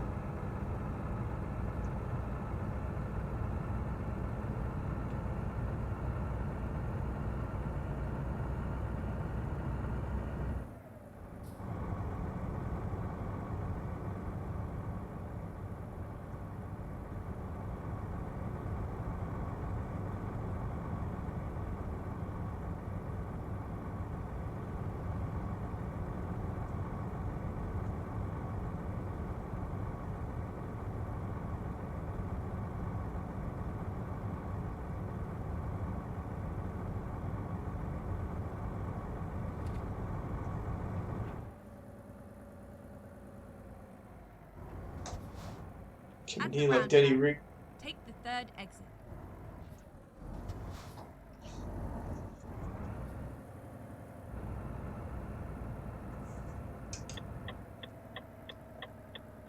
Oh, that's not the right exit.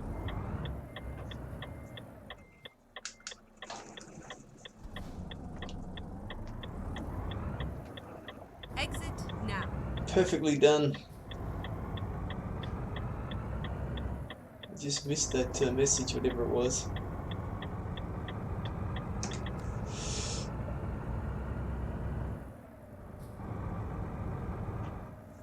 At the roundabout, take the first exit.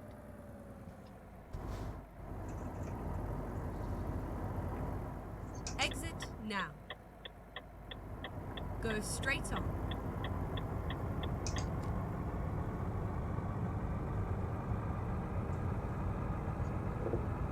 So yeah, what more can you say about the IndyCar really than it's just been a terrific season? There's a couple of formulas that are just really in the sweet spot at the moment. That's one of them. The GT3, the Blancpain GT3, wherever it is in a sweet spot.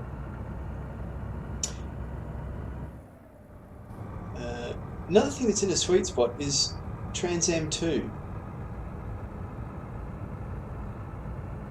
That's gaining strength here in Australia. But, in America it looks fabulous.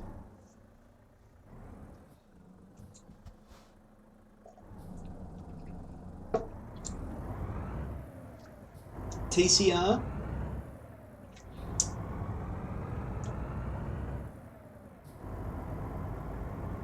All these things are looking good, and they have a lot in common with each other. Where the spec of the cars it's affordable, it's realistic that if you go in and run a team with a reasonable budget, you can be competitive.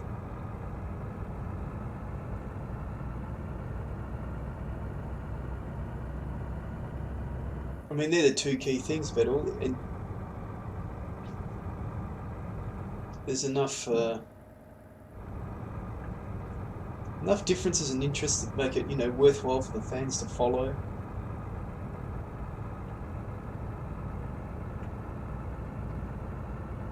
So yeah, for some of these Here's my fuel stop coming up. So these formulas looking just really good at the moment, aren't they?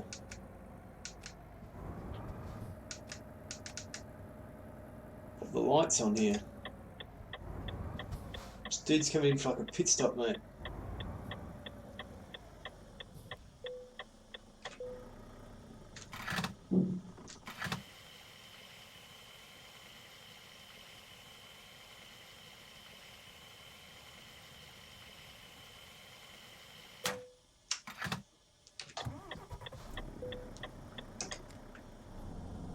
Oh, it's a race out of pit lane. He got me on that one.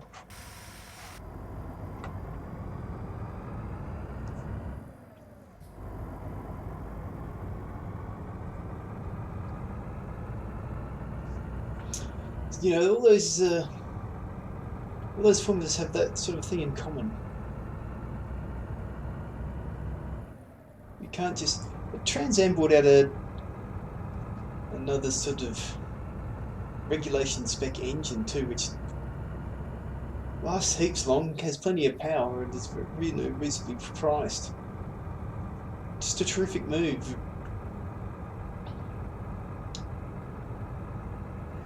No, Go straight on. was I going too fast? Sorry. Get ready to turn right.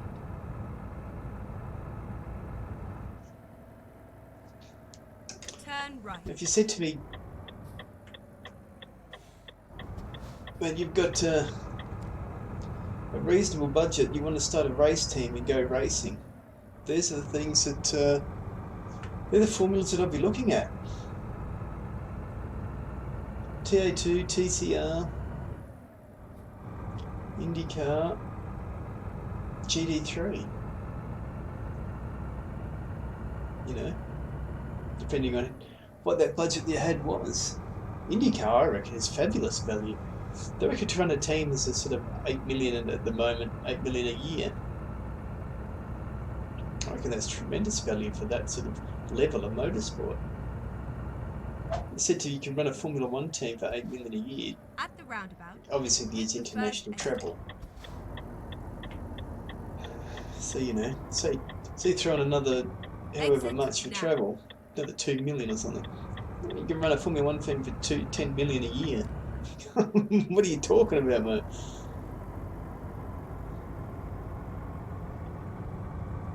Cannot be done. But it's, you know, the fact you're developing your own car is always going to be, it's more expensive.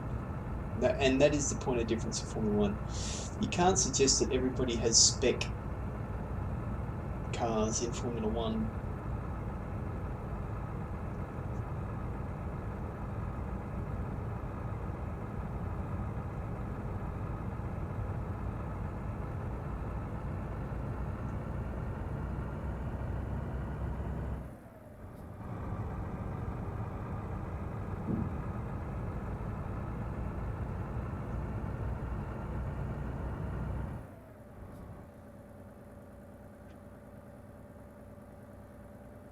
Oh, it's a nuclear power plant. Go straight on. Boo.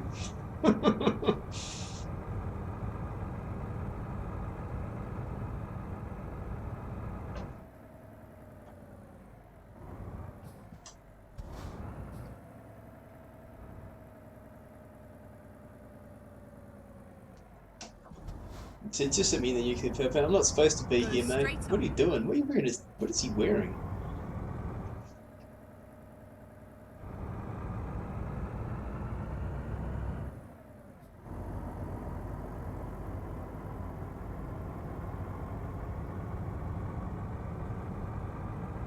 Get ready to turn left.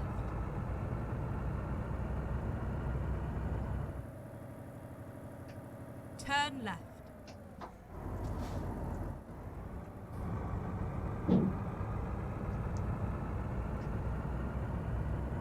Turn left. It's a bit of a ghost town up here, isn't it? Get ready to turn left.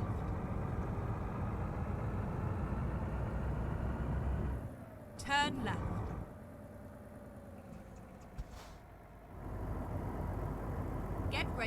turn left. So racing an oval. Get ready to turn left.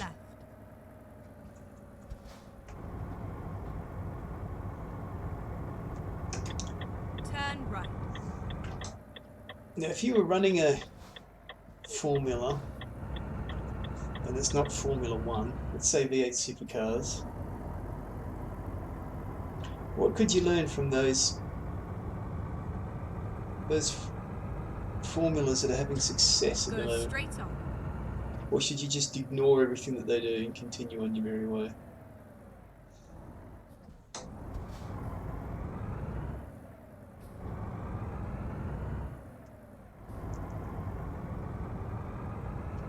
One of the things about IndyCar is they have a good highlights package. Unfortunately, they're not broadcasting or putting up replays of the races, entire replays, but they do provide a decent 30-minute sort of highlight package and a short highlight package. Go straight on. So it's possible for people to follow the race pretty well, you know. In fact, some people probably enjoy watching the race in that format rather than watching the whole race.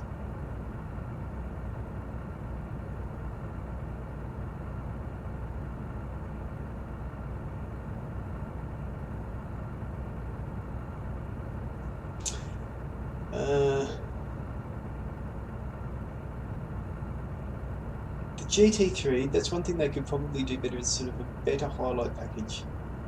They do a decent short highlight.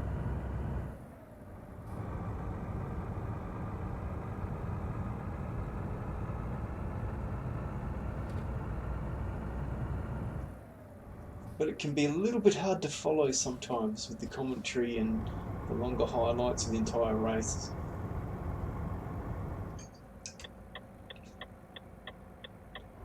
At the roundabout, take the first exit. Exit now. Now in Australia, I'm going to say, TCR and TA2, their coverage could be better. They need to make decent coverage and make it available.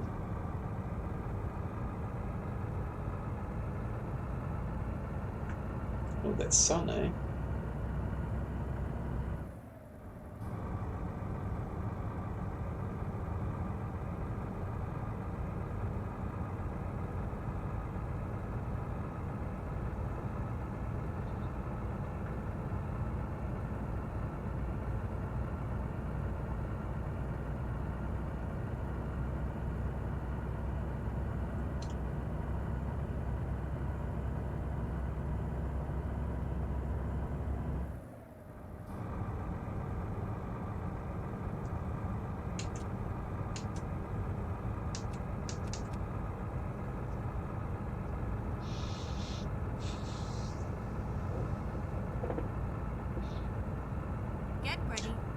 I mean, I've got to give kudos though to the GT3 organisers who make it possible, you know, they stream the races.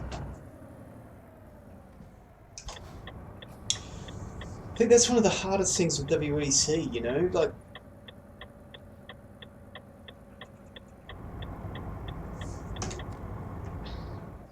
it's following sort of what's going on. They don't put out decent highlights, and I don't know, it's just a bit difficult to sort of,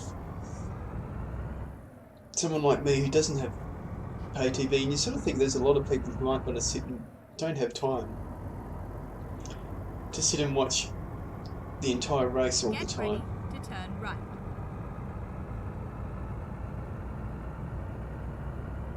Turn right.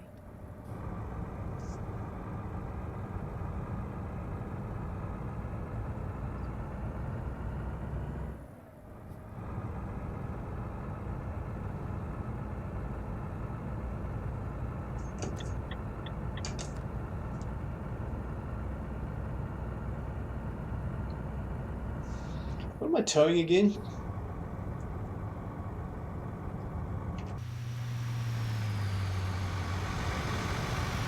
Well, that's right, it's the wind turbine piece. I don't know if it made international news, but there was a truck here in Tasmania carrying a wind turbine blade, one of the massive blades. He sort of went around a hairpin bend and tipped it. It was stuck so badly because the truck was sort of like on one side of the hairpin, and then there's a sort of drop away in the middle of the hairpin, and then the back of the truck is on the other side of the hairpin. It was just a shitty. Just how are you going to recover that? Oh no.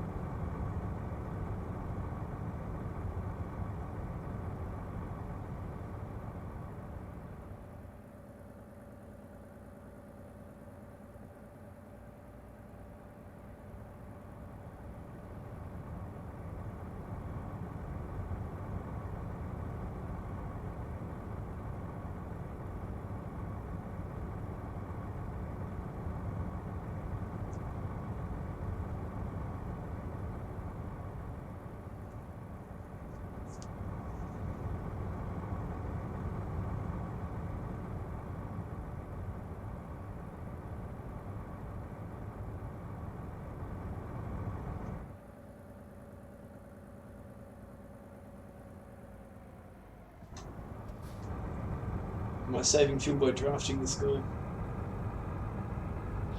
Australia, they started a thing that they had their first race of it. It's called S5000. It's sort of a Formula car with a 5 litre, I think it's a 5 litre Coyote engine. They sound magnificent. Keep right, and then Wings and exit slicks, right. not so much area that people can't follow. They're all essentially the same car. Exit right. And they, I guess, paid Barrichello to come out and drive. That's an interesting formula.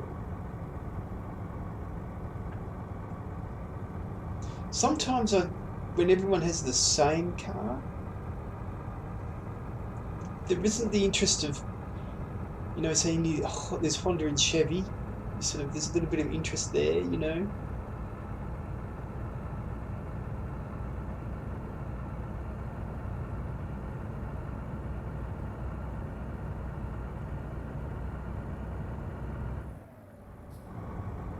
Yeah, we're fine for fuel. We filled up already, didn't we? Let's pop those lights on.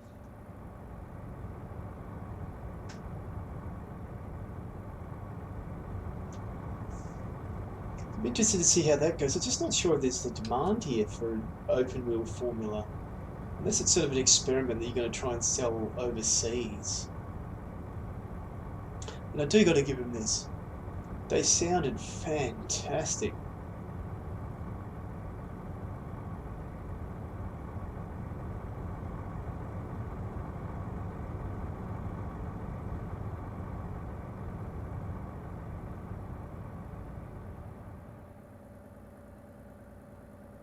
So it'll be interesting to sort of see how that goes, if it takes off or not. I mean, some sort of level it makes sense, you know, to have a. It's been tried before though. They used to have the A1GP or whatever it was, where everyone has the same car, tyre, engine, sort of spec, high performance, open cockpit, open wheel sort of configuration.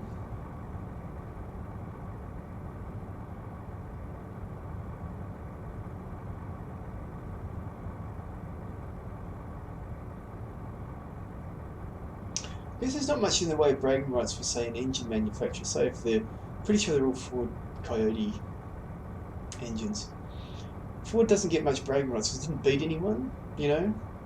Yeah, we powered the S5000, all of them. So we won the race. It's not like, yeah, we beat Honda to win it, you know.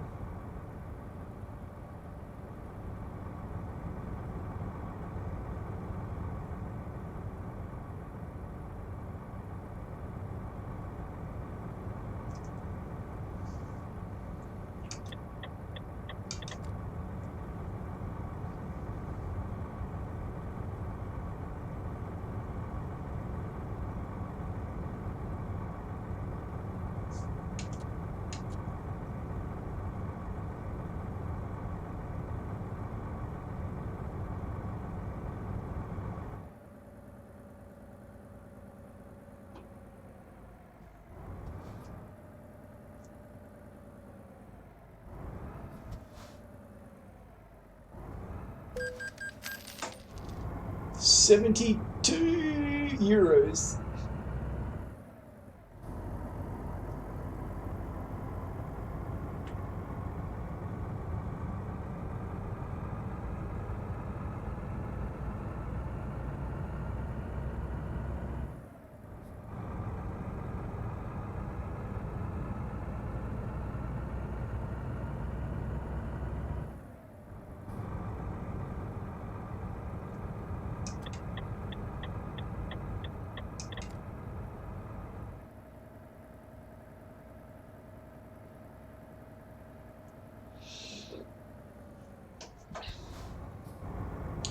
So in terms of motorsport, I think that's about it, isn't it?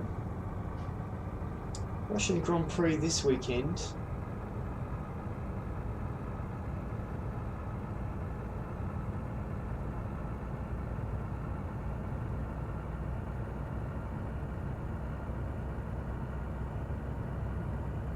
Keep right, and then exit right. What do people think of the Sochi track? Sort of, I don't hate it, at least it's different, isn't it? Exit right.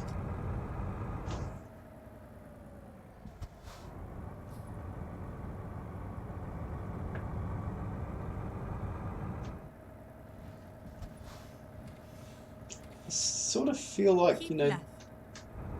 I'm going to assume that the temperatures are going to be a bit more normal. And I sort of feel like Mercedes will be back on top.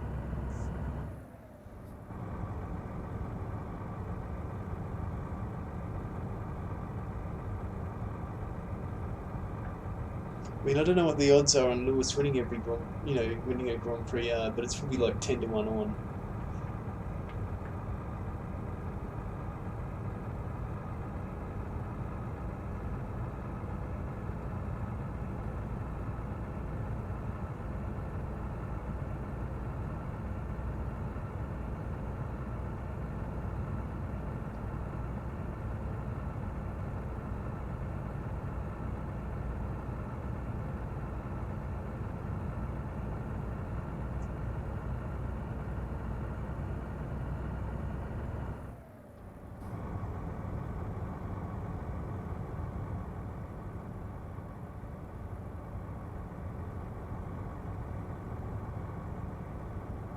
I've got to say, I find driving this new Renault quite easy compared to the other ones. It seems to handle a tad easy. What's that, an Alfa Romeo, is it?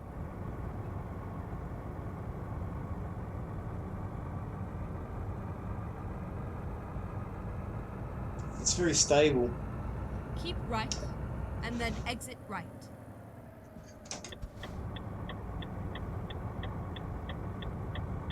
Oh, this is another Exit right. needless detour that I'm making just to pick up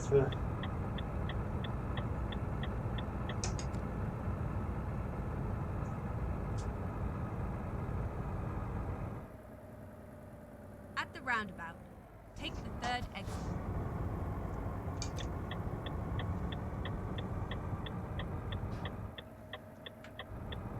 Let's bring this fragile piece of massive cargo through here.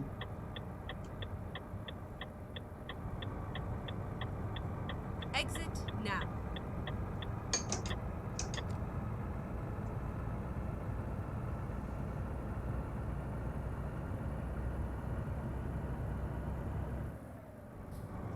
At the roundabout, take the first exit.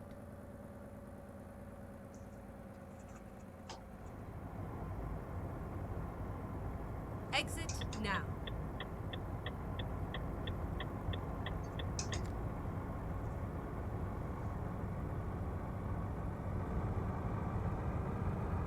Get Well, ready. they love roundabouts Turn here, don't they?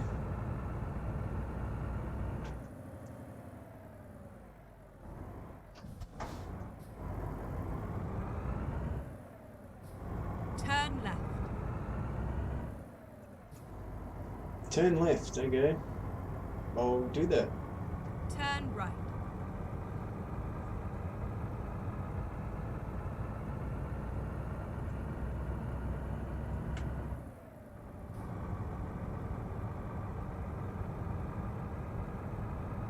roundabout, take the second exit.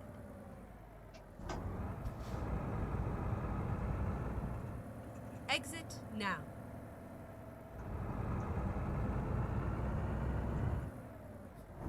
Go straight on.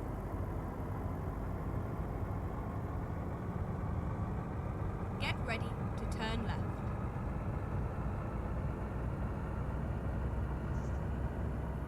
Turn left.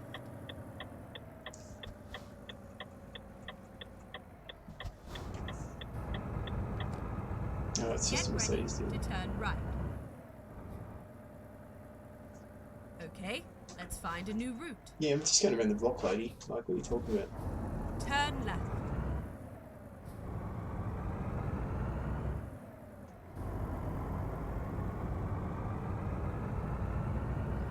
Get ready to turn left. Sorry, I need to see what I'm doing, mate. Sorry about that. Turn left. It's blind, everyone.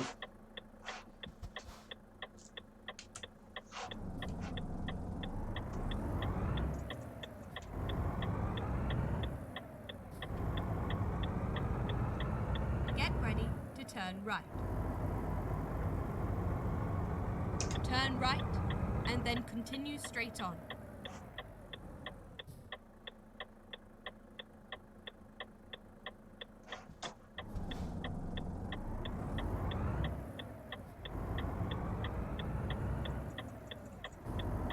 Go straight on.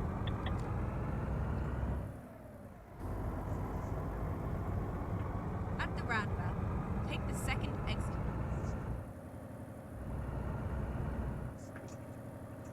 Exit now. The triple roundabout threat. Get ready to turn left.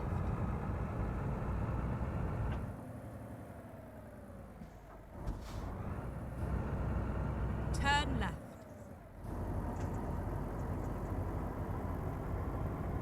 Turn right. God, that's weird with that train track, whatever it is there, isn't it?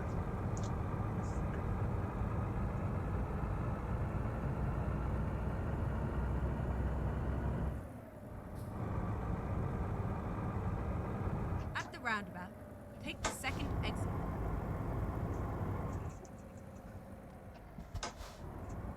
Exit now.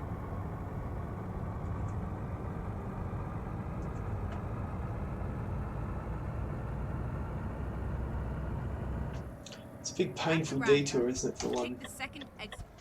To pick up one city and one unlockable, but it's just the most efficient way to do things.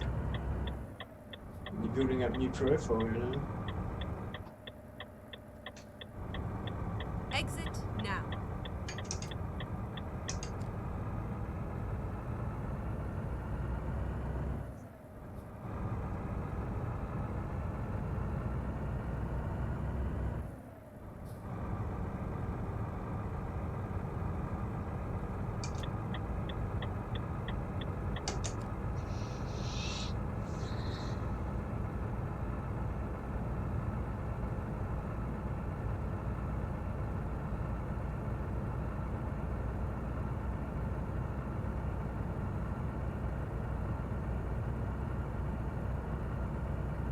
Keep left.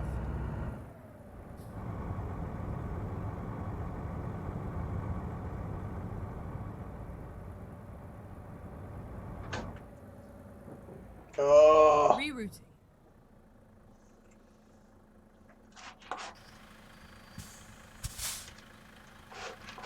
Is anyone behind me?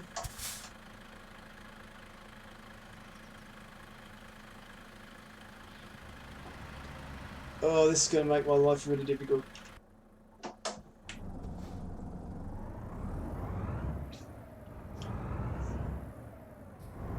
I couldn't follow that basic instruction. Spewing.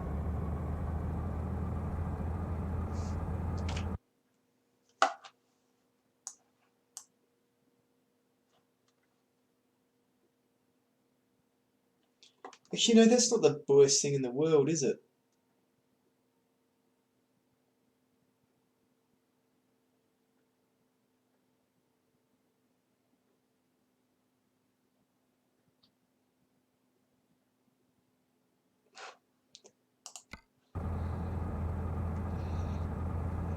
reckon it would cost me that much time.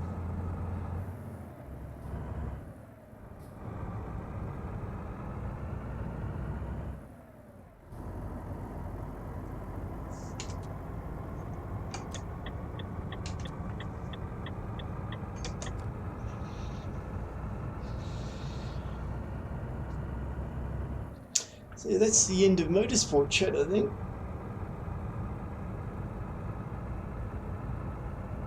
Might go for radio then.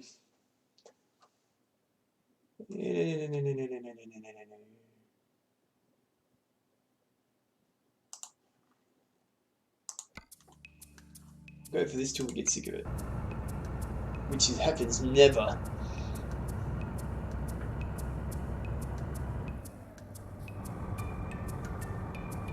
I'm going to knock this one off, but not get the unlockable bit. Keep Paris right, Le Mans. and then exit right. Sweet. Exit right.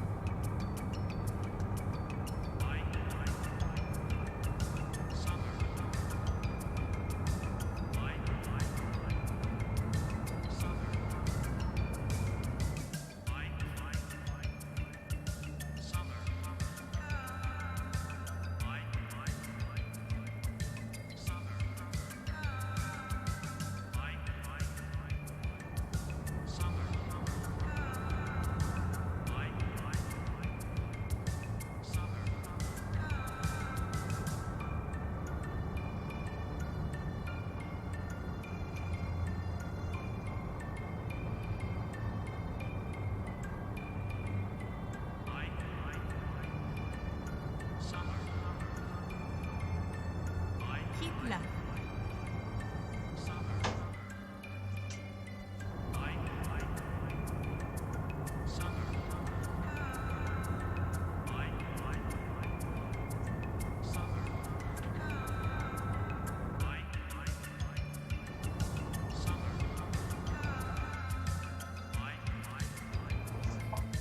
Oh, on the brake there. Almost got understeered off into the barrier. Was hitting it a tad fast.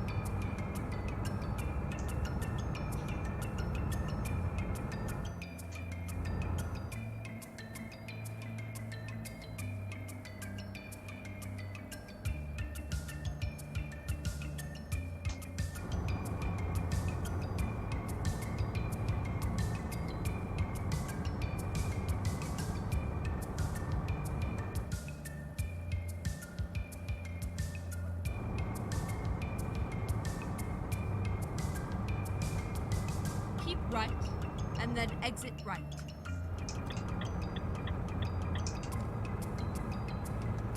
Exit right.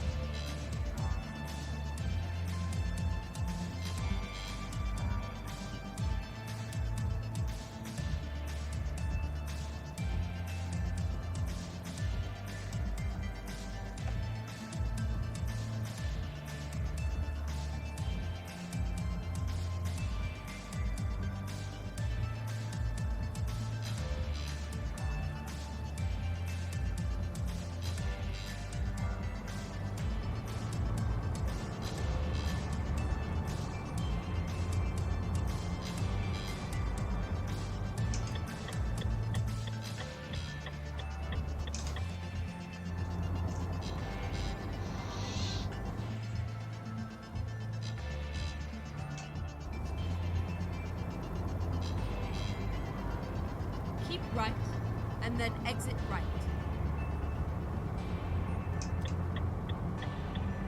Exit right.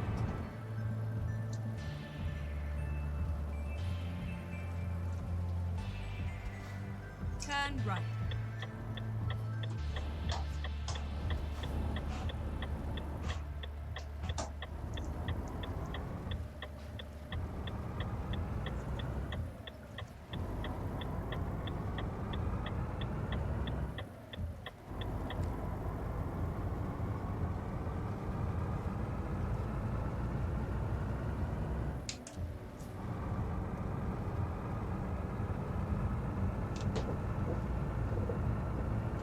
Get ready to turn left.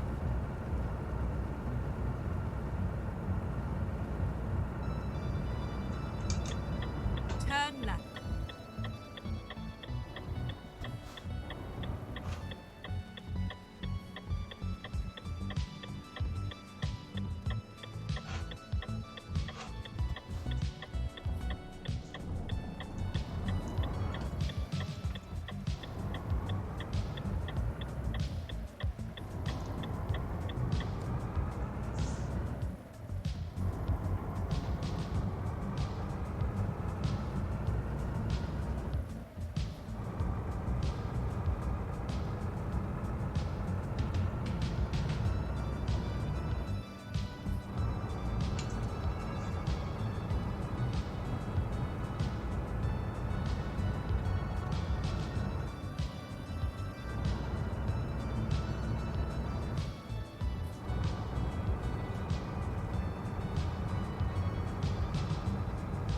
Get ready to turn right.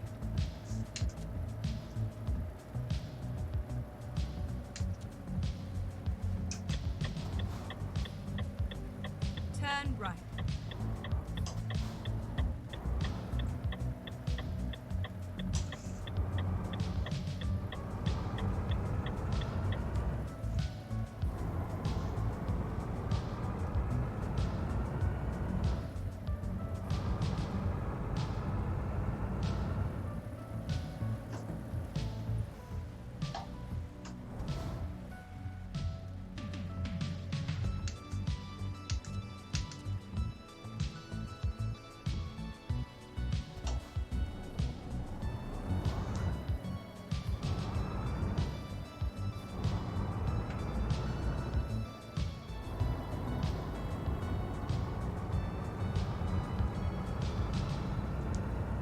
Get ready to turn left.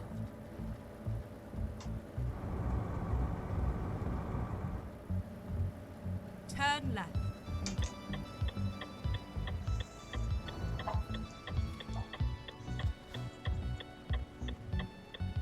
Oh, you're joking.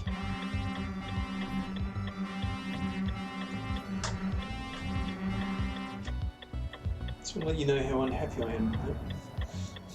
It was a nice ride.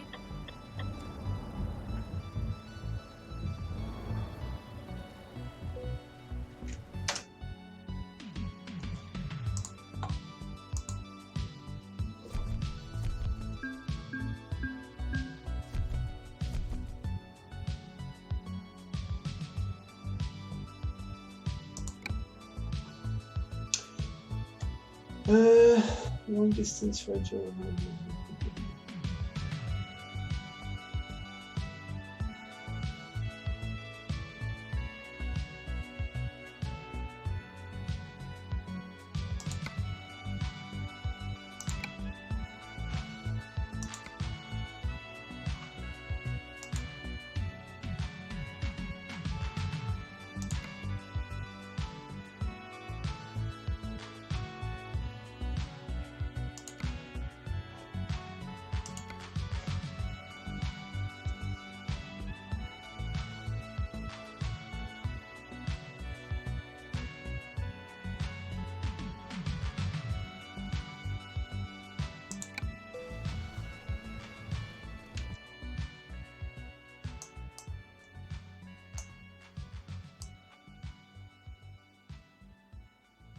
Actually,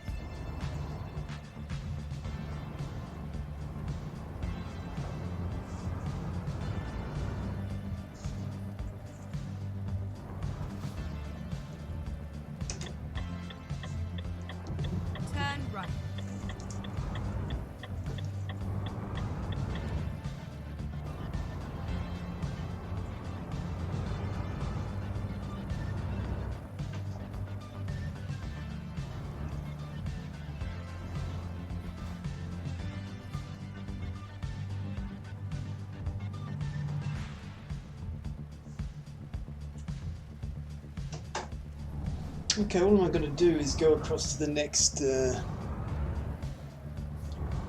do the unlockable. I'll stop for fuel on the way out. Keep left and then turn left. Turn left. Because it's so close, there's sort of no job to straight to there.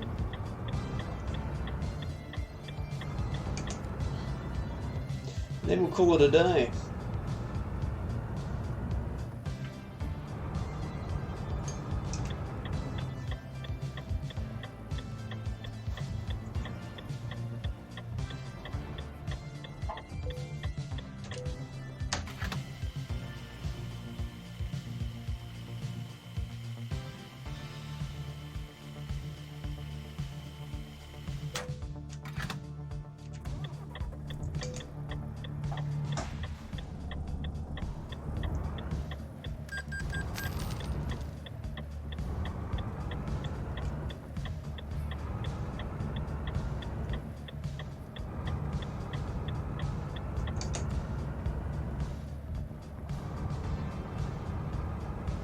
It'll be a good place to start next time.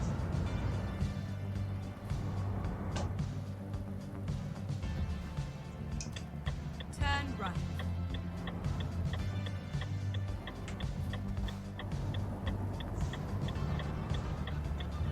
Not the caravan.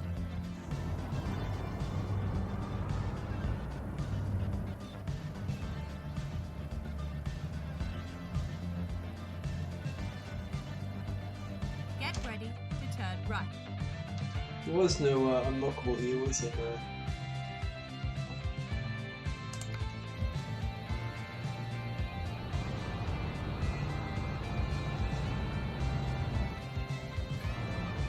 Turn right.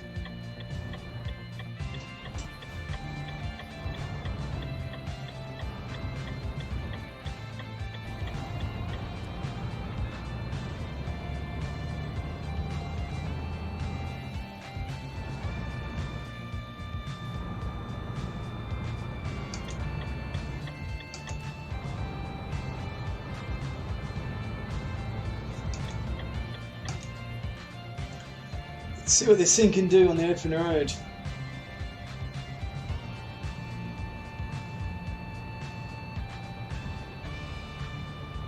Again, it's limited to 90.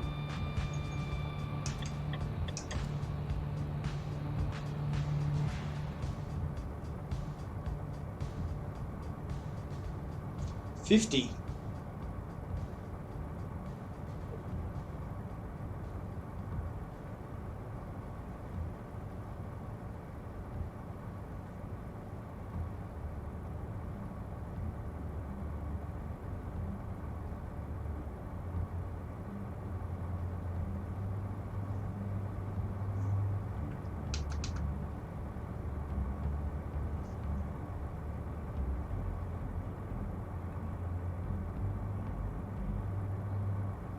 So where I can turn the limiter off.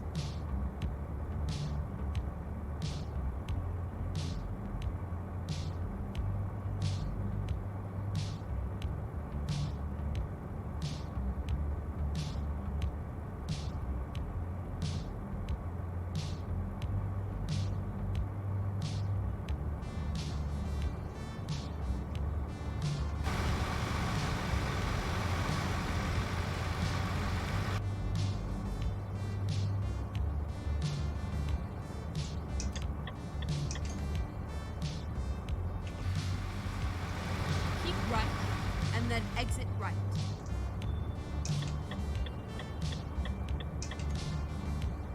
Exit right. Breast.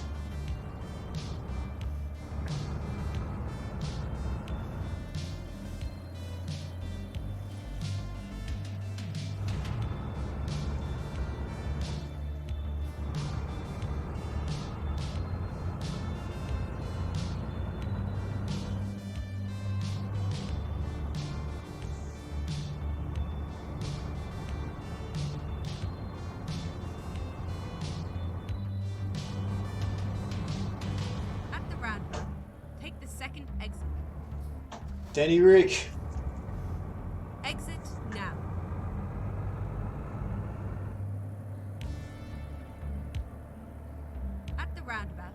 take the second exit.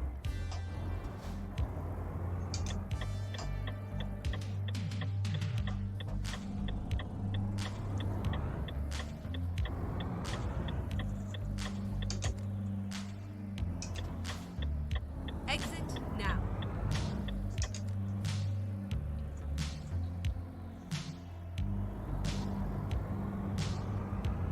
Just pulling here because we've achieved all of our aims today.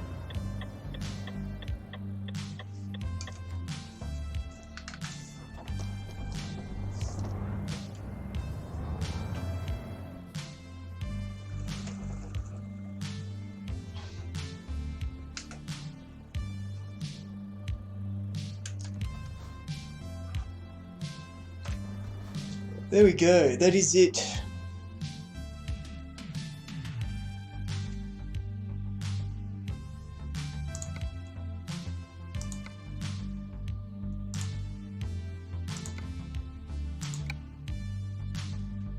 The new Renault, it's good, I like it. And let's call it a day. Since I find my mouse.